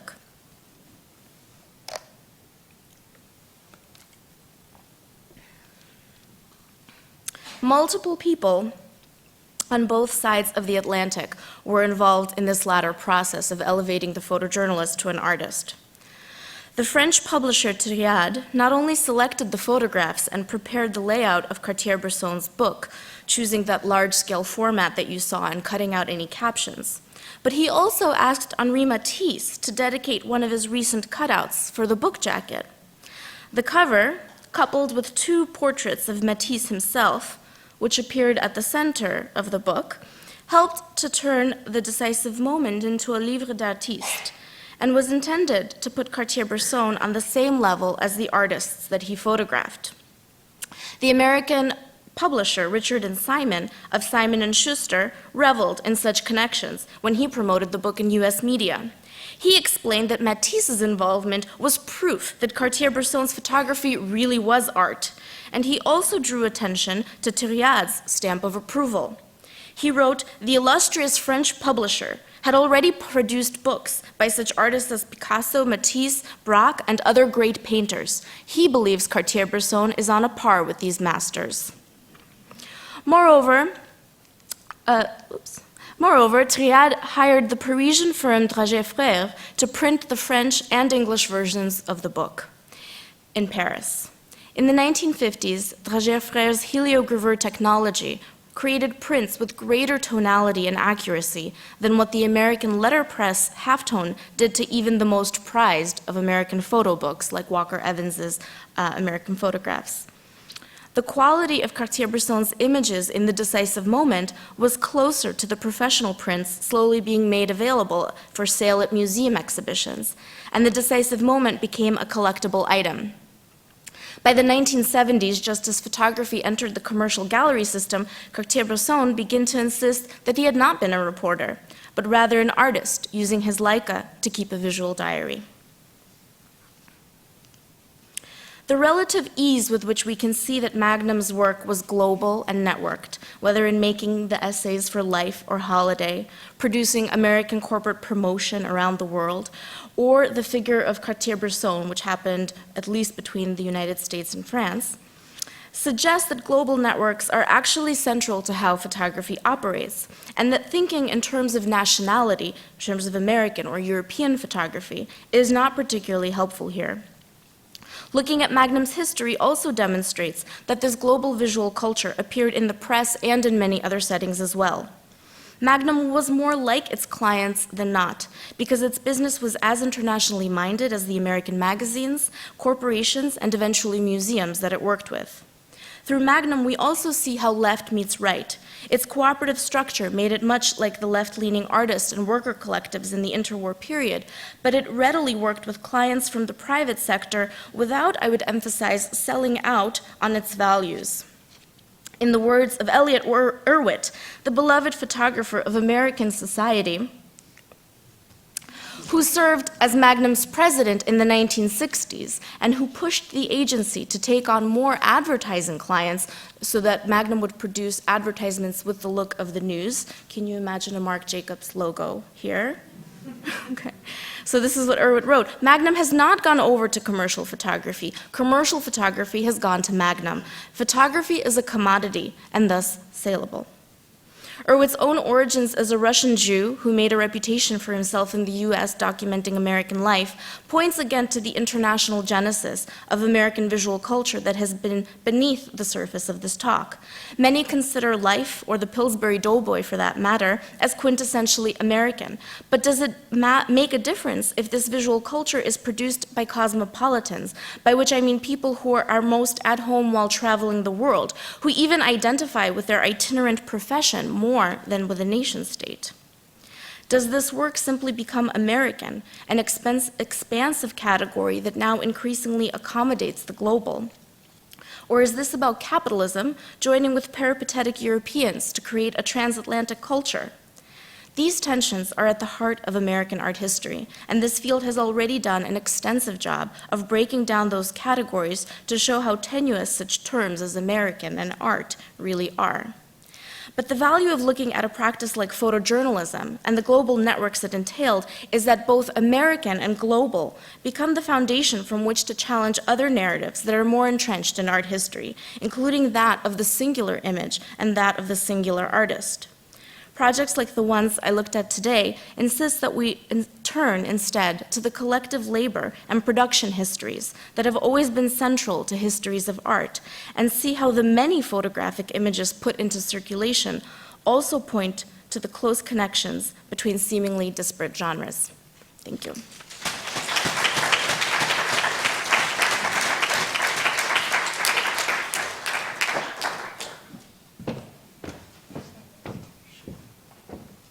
So our last speaker today has already been mentioned several times. So now we'll simply tell you who he is. He is Fred Turner, and he began his career as a journalist and subsequently got a Ph.D. and is now professor and chair of the Department of Communication at Stanford, where he also holds courtesy appointments in art and art history. He's written extensively about art, technology, and American culture since World War II. He's the author of several books, including From Counterculture to Cyberculture, Stuart Brand, The Whole Earth Network, and the Rise of Digital Utopianism, and most recently, what he calls its prequel, The Democratic Surround, Multimedia and American Liberalism from World War II to the Psychedelic 60s. So now we present Fred Turner.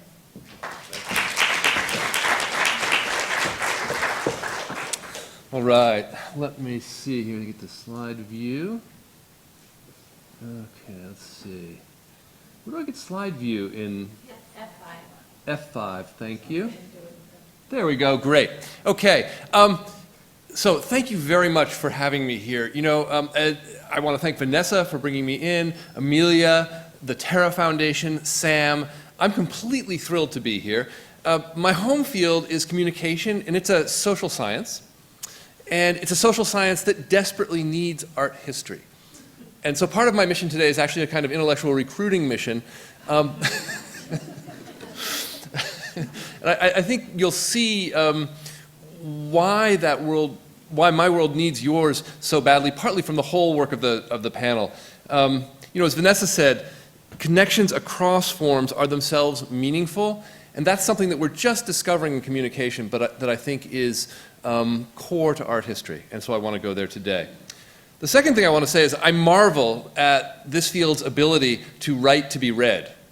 You know, I've just been stunned at how lyrical the papers have been. In my world, we don't read papers. We prepare really careful notes and we give our talks live, and so that's how I'm going to proceed today. Bear with me if it's a little less formal, but I hope that it will be equally rigorous in its content.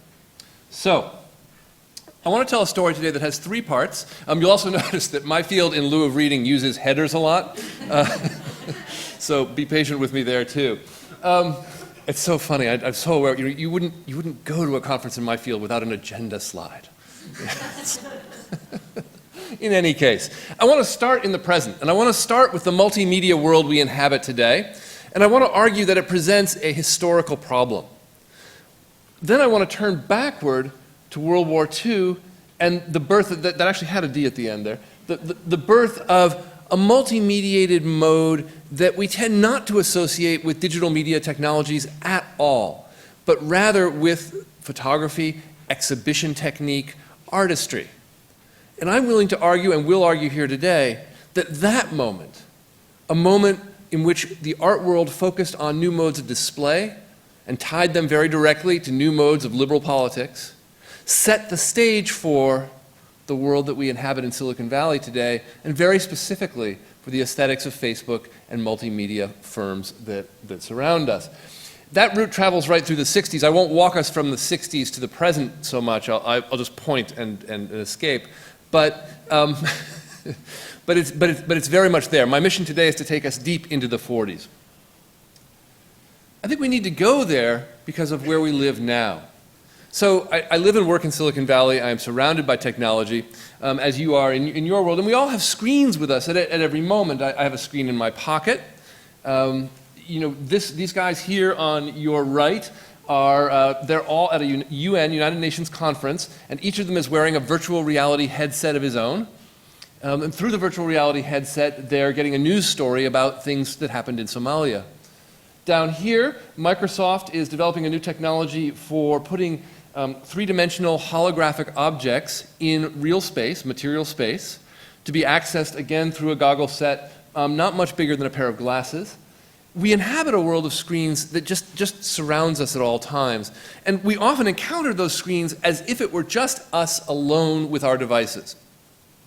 But in fact, we're living in a world in which the choices that are presented to us on screens have been curated for us by firms that are largely invisible to us as we interact. When we interact with screens, we are imagining ourselves in a world of multiple choices, but we're actually living in a world that is highly curated, that is commercially managed, and that is very, very carefully bounded. And that combination, the combination of a seemingly democratic world of choice with an immersive construction of a very powerful, corporately bounded world, that's the combination whose history I want to trace. You know, in the world of sort of, cultural media, cultural history of digital media, which I inhabit, a lot of folks are very invested in tracing the development of devices from, the PDP-10 to the PDP-11. And I want to argue that that's actually the wrong thing to look at. What we need to be looking at in my home world is the connection between the devices and the emergence of a new management technique conducted not least through aesthetics. So this is my larger project, just a very brief introduction. For the last 10 years or so, I've been involved in trying to trace a cultural history of digital media. In 1996, I guess, I began a book called From Counterculture to Cyberculture, which focused on how the American counterculture shaped what we think of computing. A group of counterculturalists based in California, associated with the Whole Earth Catalog, some of you may know, brought us some of the following terms: personal computer, electronic frontier, virtual community. I wanted to find out how that had happened, and so I sort of burrowed back into the 60s. When I got to the 60s, imagine my surprise at finding that the counterculturalists of the 1960s, whom I had imagined and had always been told were rebels, countercultural, psychedelic, polyphonic rebels against a closed, locked down, black and white Cold War world, were in fact reading nonstop texts from the 40s and 50s. Often texts from the 40s and 50s that were written right at the center of the military-industrial complex. Cybernetics, Norbert Wiener, psychology, reading Erich Fromm. And when I finished that book in the middle there, I thought, I've got to go figure out how it is that the 40s and the 50s connect to the 1960s. So I went back to the archives, and I found my way back to a problem that I hadn't known existed. In the late 1930s and the early 1940s, American intellectuals had an extraordinary problem. They looked across the sea, and they saw that Germany, the home of high European culture, had fallen for a short, mustachioed, wacky former clerk, Adolf Hitler. How had that happened? How had the country that had brought us Beethoven now brought us Adolf Hitler? So there's a lot of sort of worry about it. People wrote about it in lots of different ways. You might think that the answer from our own perspective would have been the chaos of Weimar Germany. But the answer that many journalists and not a few politicians promoted was something different. The answer they promoted was mass media. It was the technology of mass media and Adolf Hitler's ability to control it that had transformed a formerly rational, highly cultured people into the passive victims of fascism. Excuse me. Thanks for the water.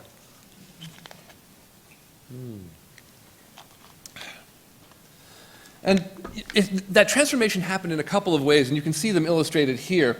One theory ran something like this.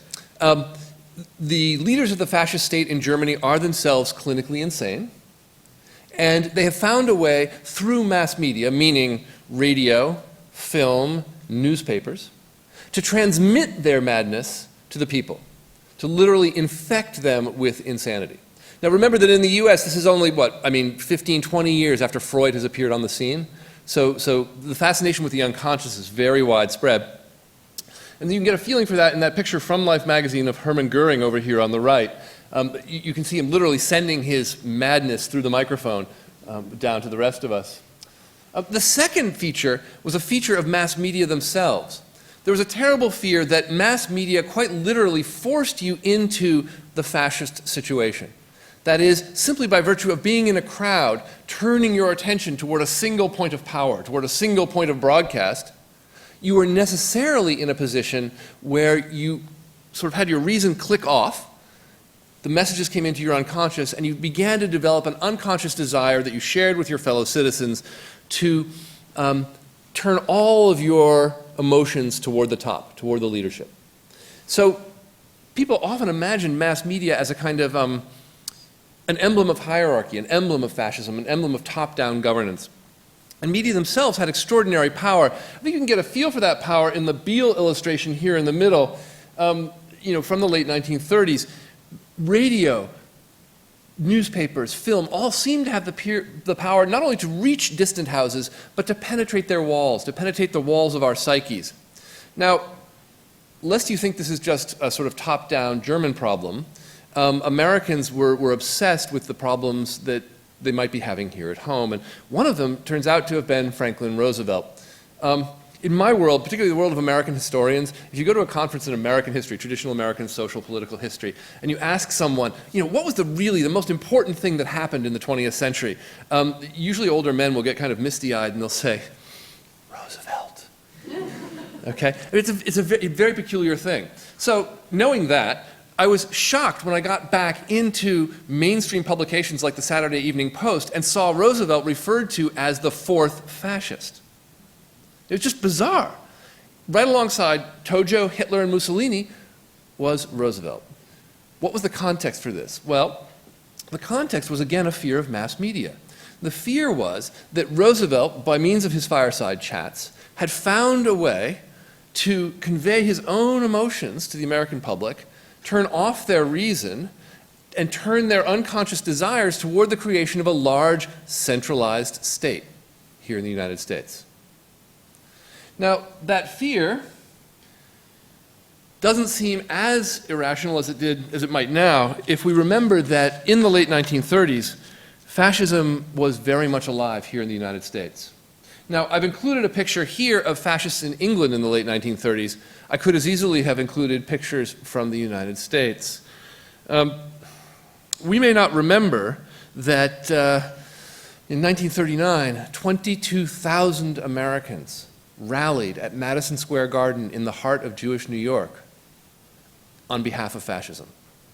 They hung banners from the ceilings, from the rafters that said, "Stop Jewish domination of Christian America."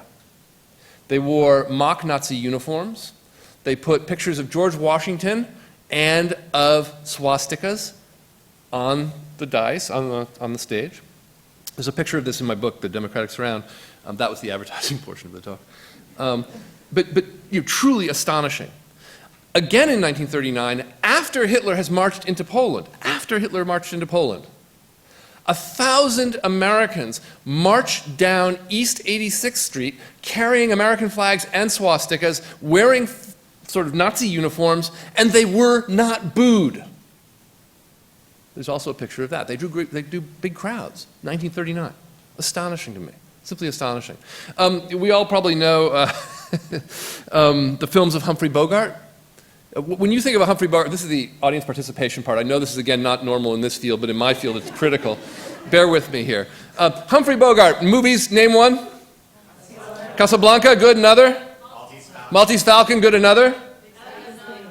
Okay, so nobody has actually named. There's a film in which Humphrey Bogart, filmed in 1937, it's called The Black Legion. And in The Black Legion, Humphrey Bogart is a black-shirted American fascist who kills his Polish neighbor. That's not a movie that gets shown a lot these days. I didn't even know it until I had insomnia one night. I was up late at night watching TV, and there he was. And I was just astonished. In the immortal words of Sinclair Lewis, there was a terrible fear in the late 1930s that it could happen here, it being fascism. So, as World War II ramps up, American intellectuals, American artists, American journalists, American policymakers face a real dilemma. Those who want to bring us into the war wonder, how are we going to do propaganda on our own people without turning them into fascists? How are we going to use media in a way that energizes them and turns them toward the national project without also turning off their reason, turning off the reason on which democracy depends? The answer emerges, ironically, in a group called the Committee for National Morale, one of my favorite groups. They were led, they got together in 1941, incredibly influential. They wrote papers for Roosevelt, they wrote papers for the newspapers, they wrote books. They theorized a new mode of American morale. They consisted of about 60 of America's leading social scientists, Margaret Mead, her husband at the time, Gregory Bateson. They were led by Arthur Upham Pope, an art historian. When you feel politically quiescent, remember Arthur Upham Pope. Okay. He was tremendously important. He gathered this group together, included a number of eminent journalists, and this group actually had a huge impact on both morale policy in the period and on media design.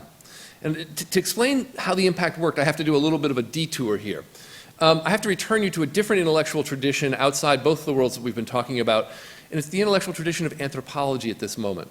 Anthropology was obsessed with, at this time, the work of Franz Boas and his students, Margaret Mead being one, Ruth Benedict being another.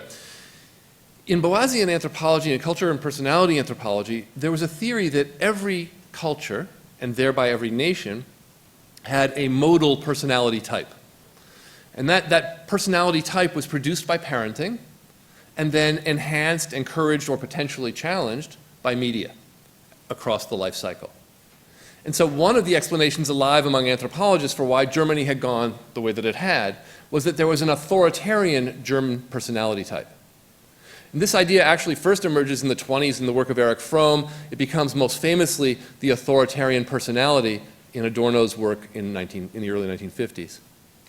In contrast to this, the anthropologists in the group theorized that Americans had something that they called a democratic character.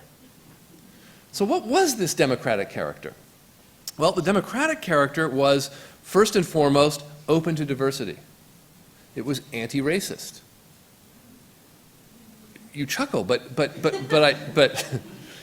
in our own time that seems odd, but one of the things that was triggered by the Nazi predations of the early war years was, in fact, a radical liberal critique of racism, of sexual preference politics. This is a period in which people are, believe it or not, coming out of the closet, even in Roosevelt's circle. It's a thing that no one talks about now.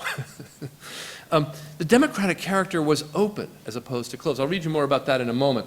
The question was, how are we going to produce a kind of morale that celebrates the individual diversity of our people? You know, we looked across the seas and we saw Hitler marching across Europe by de-diversifying his people, by saying we are one race and only one race. How could we have that kind of strength if we were going to celebrate racial diversity, sexual diversity, individual style, individual preference? How are we going to do that? And that was the challenge. And so on this committee, the Committee for National Morale, they theorize a way of doing this. And here's Gordon Allport, and I think this is a very telling statement. Gordon Allport was a leading psychologist in the period, leading member of the committee, later very active at UNESCO. And you can read the quote here, but I want to flag 2 words for you. The first word is personality. In a democracy, every personality can be a citadel of resistance to tyranny. The second word I want to flag for you is coordination. If mass media were a top-down medium, and if fascism was a top-down, bureaucratic, hierarchical mode of organizing life, then we in America needed not to govern top-down. Rather, we needed to coordinate the actions of individuals who would otherwise remain separate and independent. The basis of American morale would not be domination, but would instead become coordination. And what better way to coordinate the actions of a people than by managing their perceptions? So, the members of the Committee for National Morale began to imagine a world in which you did not have a single medium that spoke to you like a movie show, say, but rather a world of multimedia. They thought about museums, they thought about display. They were not media makers. They were terrific writers, terrific theorists, but they did not know how to make the things that they had begun to imagine. Fortunately for them, in New York, in the late 1930s, there were half a dozen unemployed Bauhaus artists who very badly needed work and who brought with them from Germany a vision of multimedia aesthetics that was extraordinarily well developed, though for entirely different purposes. Some of you may recognize, and I just want to pause here for a minute, you have no idea how much fun it is to talk to a group that actually would know Herbert Bair. In my world, in the media technology history world, Herbert Bair, people are like, why are we going, what, huh? But he's absolutely key. So Herbert Bair, as you'll know, was the man in the Bauhaus who developed the all lowercase typeface that we now associate with the Bauhaus. But he was also someone who developed what he called his 360-degree field of vision mode of display. And you can see a diagram of that here. It's a fascinating kind of thing. You'll know that often, with the exception of Russian constructivism, some surrealism, much display in this period, particularly of photographs, consisted simply of images arrayed singly and at eye level, right? Picture, encounter, picture, encounter, picture, encounter. In Bair's view, that was as destructive as the kind of one-to-many aesthetics of mass media. Bair subscribed not to a Freudian vision of psychology, but to a Gestaltist vision. In Bair's view, people made their psyches by choosing images and sounds from all around them that were meaningful to them, and then knitting those together into their personality. So the source of personality cohesion, in Bair's view, drawing on Wertheimer and other theorists of Gestalt psychology, personality coherence came from perceptual integration, the acquisition through perception of images and experiences and their integration into the psyche. And in Bair's time in Germany, he and the Bauhaus folks aimed those environments to help produce what they called at the time the new man, a person able to resist the kind of constant onslaught of industrial life and to retain psychological cohesion. When they got to the United States, they were more than happy to take that same aesthetic and repurpose it for the creation of the democratic man, the democratic character. The first place that happened was the Museum of Modern Art in 1942 at the Road to Victory exhibition. The Road to Victory exhibition was designed by Edward Steichen, and the display was designed by Herbert Bair. And you can see here some of his theories of the 360-degree field of vision. In our own time, having large pictures, small pictures, arrayed at funny angles, things over our heads, things down near our feet, may not seem like such an innovation. But at this time, it was an extraordinary innovation. You would enter the show here under the sign Road to Victory. You would encounter the great landscape of the United States. You would encounter Native Americans. The text was by Steichen's brother-in-law, Carl Sandburg, deeply sentimental. He referred to the three men on the right there as red men. Again, things that in our own time would be kind of reprehensible. And in our own time, again, we see the power of the show. So over here on the right, we see Pearl Harbor, an explosion at Pearl Harbor, a repurposed Farm Security Administration photograph that says, "War. By God, they asked for it, and by God, they'll get it." And then down below, Tojo giggling while Pearl Harbor burns. I mean, this is straight up propaganda. But what's intriguing about the show is that it wasn't perceived that way by its audience. The show was an enormous hit. 80,000 people went and saw it in the 8 weeks that it was open. The Museum of Modern Art's pretty new at this time, and photography is not very high on the status ladder at the time. And the press that covered the show remarked mostly on the design of the show. It was the connection between the images that boggled people's minds. So here's Edward Alden Jewell of the New York Times. He's talking about so what we might think of as emotional citizenship. He says, "I think no one can see the exhibition without feeling that he is a part of the power of America. It is this inescapable sense of identity, the individual spectator identifying himself with the whole, that makes the event so moving." Elizabeth McCausland, who was a critic for a paper in Springfield, Massachusetts, said, "Road to Victory does not mold the visitor's opinions, for that word smacks of the fascist concept of dominating men's minds. Rather, it created an environment in which a person could walk through and choose who to identify with, what they cared about, what mattered to them. They could literally make themselves into a democratic person." And the democratic person is again, a character we've forgotten. We remember the authoritarian personality. What we don't remember is that the democratic person and the democratic personality had just as much force in that period as the authoritarian did. A little bit later, Harold Lasswell, who's a sociologist in my world, wrote a book called Democratic Character, in which he tried to define this species of being. And he said, "A democratic character has a core that is open as against closed. The democratic attitude toward other human beings is warm rather than frigid, inclusive and expanding rather than exclusive and constricting. We are speaking of an underlying personality structure which is capable of friendship. Such a person transcends most of the cultural categories that divide human beings from one another and senses the common humanity across class and even caste lines within the culture and the world beyond the local culture." So if our culture was to have a personality type, it was to be a personality type based on the embrace of diversity, based on not just the tolerance of others unlike oneself, but the recognition that those who appeared to be unlike oneself were at some core level like oneself. And this aesthetic was designed to produce a unity around that point.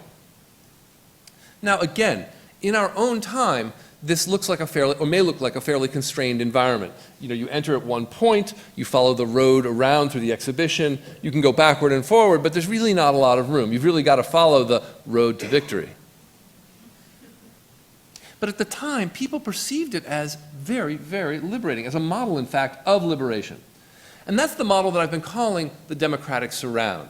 It's not a democratic surround in that it necessarily makes you democratic, but it is a democratic surround in that people, social scientists, journalists, artists, designers, museum designers at the time believed that by surrounding people with images and also sounds, they would produce a democratic character, and through that, a democratic mode of unity in which we would be coordinated rather than top-down dominated. Now, if we were in California, there'd be a whisper going through the room right now going, "Facebook, Facebook." Because domination through coordination is what we do. But I'm getting a little ahead of the story. I won't walk you through all of this now. I will note that this is what the book covers. The democratic surround emerges in World War II, and it migrates across the 1950s through a series of propaganda exhibitions and ends up in the 60s counterculture. At the very same time, it migrates through a variety of art worlds. I'll just point to those now very quickly as a way to sort of set the stage for a more contemporary discussion. So here are some of the worlds in which the surround really makes its appearance. There's Edward Steichen. The Family of Man becomes a kind of classic example of a surround, mounted in 1955, never actually taken down since. It's actually on permanent display in a castle in Luxembourg right now. The catalog for the show sold 9 million copies and is still in print, never out of print. Here in the center, you see the American National Exhibition in Moscow. That's where the kitchen debates took place. That's a multi-screen exhibition constructed by Ray and Charles Eames for the purpose of inviting Soviet citizens into a multi-image space and forcing them to make the kinds of choices on which democracy depends? Okay, brief archival moment. One of the most disturbing things I found in the archive was a document that I found in the United States Information Agency archives over in Maryland that said this, you know, when we do propaganda, we need to behave like psychotherapists. We need to identify the psychological condition of our target peoples. We need to stage a media intervention, and then we need to test and see if the intervention has taken hold. Media interventions across these propaganda displays from 1956 to about 1963 consisted of building multi-image environments for the purpose of transforming the perceptual capacities of the people who entered them. The first one, by the way, was in Afghanistan. When people entered those environments, their movements were monitored, tracked very closely. Here in the Soviet Union, we actually had a computer on the scene provided by IBM, ostensibly programmed to answer 4,000 questions provided by the Soviets. It did that, but it also had another faculty not known to the Soviets. It recorded their questions. It was a way for us to get to know them. We had 20 translators on the scene, all of whom spoke Russian. The 20 translators in turn were debriefed at the end of every day and asked what the Russians had wanted to know. If you ever want to study an amazing exhibition, an amazing display space, I recommend the American exhibition in Moscow. The record keeping was simply incredible. You can find just amazing things there. Well, that's the propaganda side. On the other side, though, we have folks like John Cage and folks at Black Mountain College. Black Mountain College is a fascinating place. In 1948, the summer of 48, Cage is there, Buckminster Fuller is there, and they are imagining a kind of art and a kind of citizenship that might go together. You know, we think about Black Mountain College as the home of avant-garde art in the late 40s, early 50s, fair enough, but it was also the home of democratic personality sociology. You know, it's really interesting. I got really lucky again in the archives. I found a student's schedule for their coursework in the summer of 1948.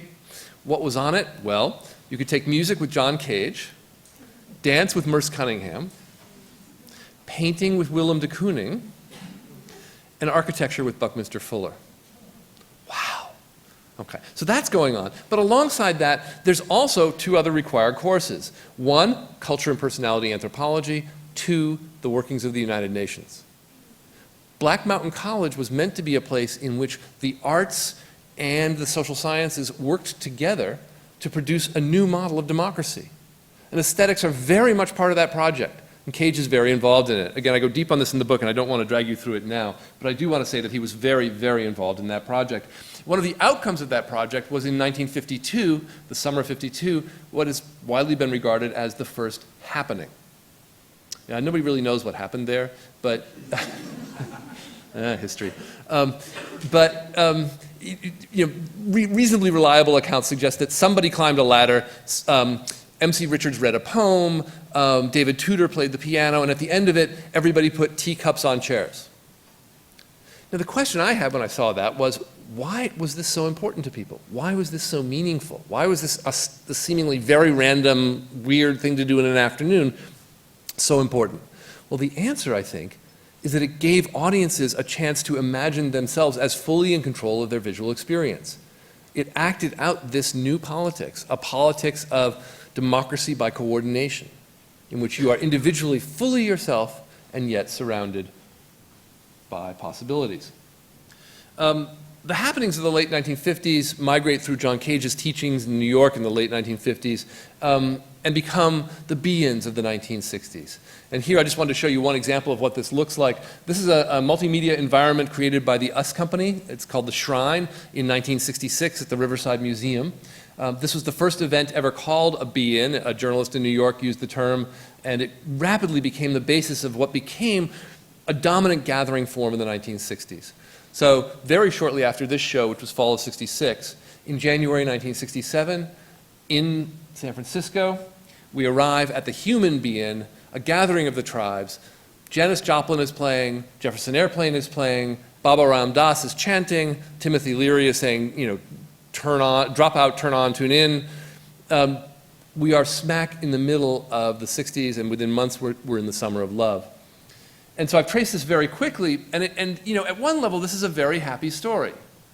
You know, Margaret Mead tried to describe the person who would emerge from the creation of the democratic surround, and she had a sort of wonderful and slightly sad way of putting it. She said, were the world we dreamed of attained, members of that new world would be so different from ourselves that they would no longer value it in the same terms in which we now desire it. We would no longer be at home in such a world. We who have dreamed it could not live in it. And in many ways that's true. You know, it's hard to imagine Margaret Mead and the button-down sociologists of the 1950s dancing through Golden Gate Park with flowers in their hair. Not impossible, but difficult. So you could read this as a story of liberation. And in some ways it really is. The democratic surround as an aesthetic is a powerful alternative to mass media, to top-down authoritarian aesthetics, and to fascism. People really are free, and this is the family of man at the Corcoran, people really are free to move at their own pace together, to identify with one another, to identify with images on the wall of others who are unlike themselves. But I want to argue that it's also the birth of a new mode of managerial power. You know, Goering looks ridiculous here, and we can see that right away. But over here on the right, at the Corcoran, the people who are down there in the middle are a little bit like fish in an aquarium, out of which they can't see. Beyond the walls, there's a whole backstage. Somebody's picking these pictures. Somebody's organizing them. There's an institution back there. And I think that more or less defines our situation today. When we are engaging with the multi-screen world which we now inhabit, when we walk down the street and see screens on walls, when we have screens in our pockets, we are like the visitors to the Corcoran in 1955. We feel free, we feel individuated, we feel like we're making aesthetic choices at every moment, but we're operating within a world in which our choices have been pre-selected by corporations that remain invisible to us behind the walls of our devices. And that world, the world of the corporate managed space, is a world that comes about thanks in no small part to the artists of the 1950s and 60s. And to give you a sense of how aware the tech world is of these ties, I just wanted to close with this image. This is the Consumer Electronics Show in 2010. This is the premier show of new technologies for the computer world. Everybody goes. It's a huge deal. That space, which is the central display space at the show in 2010, is an exact copy of the Pepsi Pavilion, a 1970 multimedia environment created for the Osaka exhibition, the Osaka World's Fair in Japan, by Experiments in Art and Technology. I think this is probably a pretty good place to stop. Thank you very much.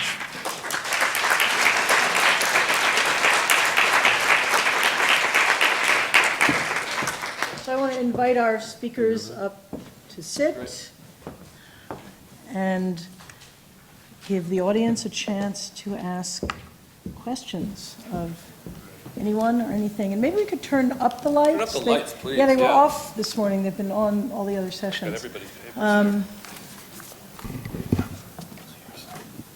Someone's walking around with mics, right?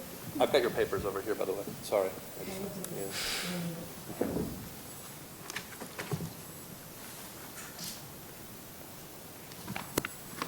A question for Fred Turner. At one point, and I apologize, I didn't write down who actually wrote what you were quoting from, but you were highlighting the individual words. And in that passage, it went on to read that in the coordination of intelligences and wills. And I was kind of expecting you to highlight the word will, thinking about Leni Riefenstahl's film Triumph of the Will, and the importance of Nietzsche's Wille zur Macht, the will to power, in sort of conceptualizing fascism and the underpinnings, the philosophical underpinnings of fascism. How often does the term will appear in the rhetoric of the period on this side of the pond? What a great question. Thank you. Almost never. And in fact, I would argue that it doesn't appear in the passage that you just read. The key difference is that Gordon Allport, who's a psychologist of democratic character at the time, Allport uses will in the plural, and that's actually a really key distinction. And that's what you do see when you see it at all. You see wills. And that's exactly the distinction with Leni Riefenstahl. In Leni Riefenstahl, you have a leader's will that then becomes the unified will of unified fascists. In our vision of unity, we all have individual wills that are coordinated and voluntarily aimed together to a common mission, but always, like bees, able to fly out from the hive when we like. Thanks. Yeah. Great question.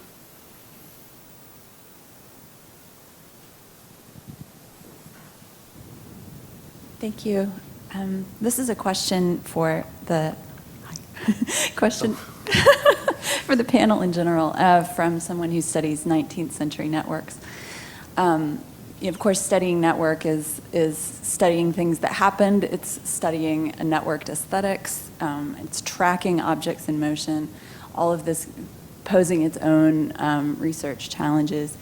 And I'm curious to hear, in terms of, you've talked a little bit about some of the network theories maybe that have helped you do this, but have you considered exploring network mapping techniques for your own purposes of discovering interconnections between the people and objects that you study? I find that for me, that hits a point where the relationship of the humanities and things that are more statistical, I start to find there's not a very comfortable fit for turning my information into mappable data. But I'm curious to hear in your explorations of these networked systems, whether you've run into similar challenges, how you are tackling them. I can take this one quickly. I'm involved in the Center for Spatial and Textual Analysis at Stanford, and we have a large group of scholars who are invested precisely in that question.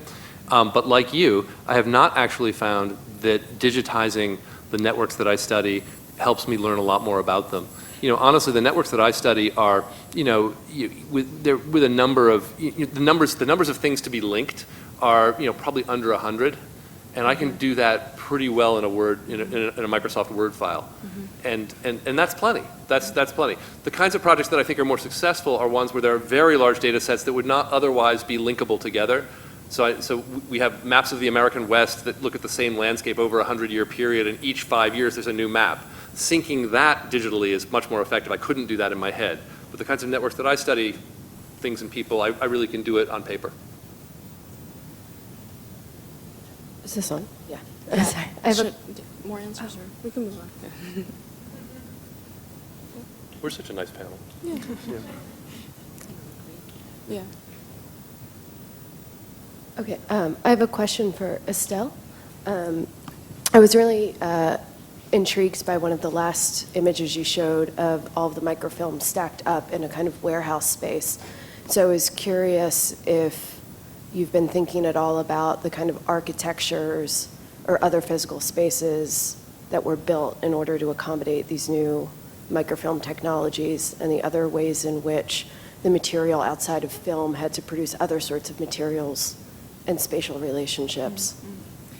So I must say that I'm still at a very early stage of this project, and it's a collaborative project which started in May at the University of Lausanne. And so I haven't visited Barbara Stollen, the images that I showed you at the end, but I've visited a similar place, which is Iron Mountain, which is a private company, high security preservation facility in Pennsylvania twice. And this question about the architectural layout and the physical experience of working and being underground in a system of more than 30 kilometers of streets and archival spaces, it will be an important aspect of this work. Yeah.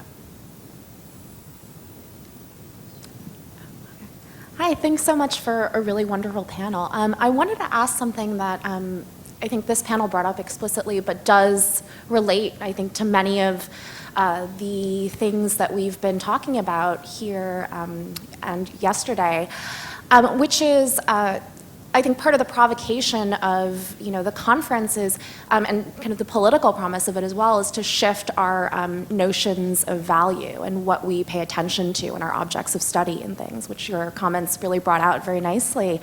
But I was wondering, first of all, if I could hear some of you guys discuss just perhaps some of the pitfalls of trying to kind of level distinctions or kind of rethink hierarchies between kind of art and material culture practice. And secondly, how it is, or whether, we are kind of reinscribing or kind of producing our own types of new hierarchies of value when we're thinking about networks, and specifically kind of how we circumscribe what we think of as a network.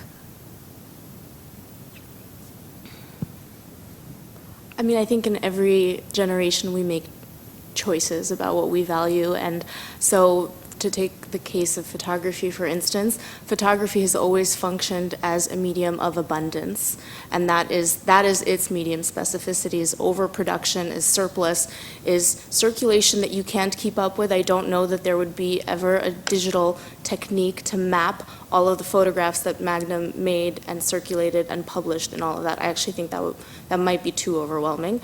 But that is, in some ways, the true medium specificity and the true value of photography. So privileging certain photographers who contributed to avant-garde movements or modernist photography is actually sort of undermining the kind of built-in value of what photography promises, and I think that's what your talk did as well. Yeah, and I would want to add that value is a really interesting aspect in this question about microfilm, because they're shifting values. And if you think about the material itself and most of the microfilm that are in the archives, it's rather valueless or invaluable material. Mm-hmm. It's not used, it's not circulating anymore, most of it. So it's not in this hierarchy of things, it's not regarded, say, very high. But if you have, as I've also encountered many times, a source which is badly reproduced, but still the only reproduced form, then it becomes highly valuable. And so I think what is interesting there is really, again, how photography is challenging the idea of the original and the access to things. And I think we have to think more about this. And there comes, of course, this connection to the digital and scanning. And So I want to speak as someone who's come into art history from a different world. And I don't think, I understood your question to be about what's valuable to study and to center our attention on. And I don't think it's an either-or proposition. I co-teach a seminar with Pamela Lee in art history at Stanford, and in that space I often find that the art history Ph.D. students enter the room just incredibly capable in object analysis. I mean, within 10 minutes of talking with them, I'm seeing something very differently, and it's beautiful. But they're often a little bit reluctant to go out and think about the machine or think about the social worlds that produce the object. I think I work very hard to break down that reluctance. I honestly think there's a whole world to gain here. From my perspective, art history as a field has not been nearly aggressive enough in heading out from itself toward others. I think art history has ways of reading objects and images that no one else has, that we need those desperately now in a time when we are surrounded by images, and that in order to be a powerful voice in that large and important public conversation, art historians need to do the kind of work that all of us have been doing the last couple of days, continuing to think about images and objects, but also thinking about them in the social and technical relations in which they actually come into being and travel with and do. So art history has such an important public role at the moment, and I really wish I could just encourage the field to take that role up. I'd like to ask, I'd like to thank the panel first for 3 really engaging and thought-provoking papers. And I'd like to raise an issue or two with the talk that Fred Turner gave. And that is about what you might call the radical side of what was happening with the Beans, for example, in the 60s, which were based, I think, not only on a sense of democratic freedom, but also on a profound protest against the repression, the conformity, the militarization of American life. And that also there was a whole literature at the time, going back, for example, to the organization Man in the 1950s, and certainly Marcuse's One-Dimensional Man, that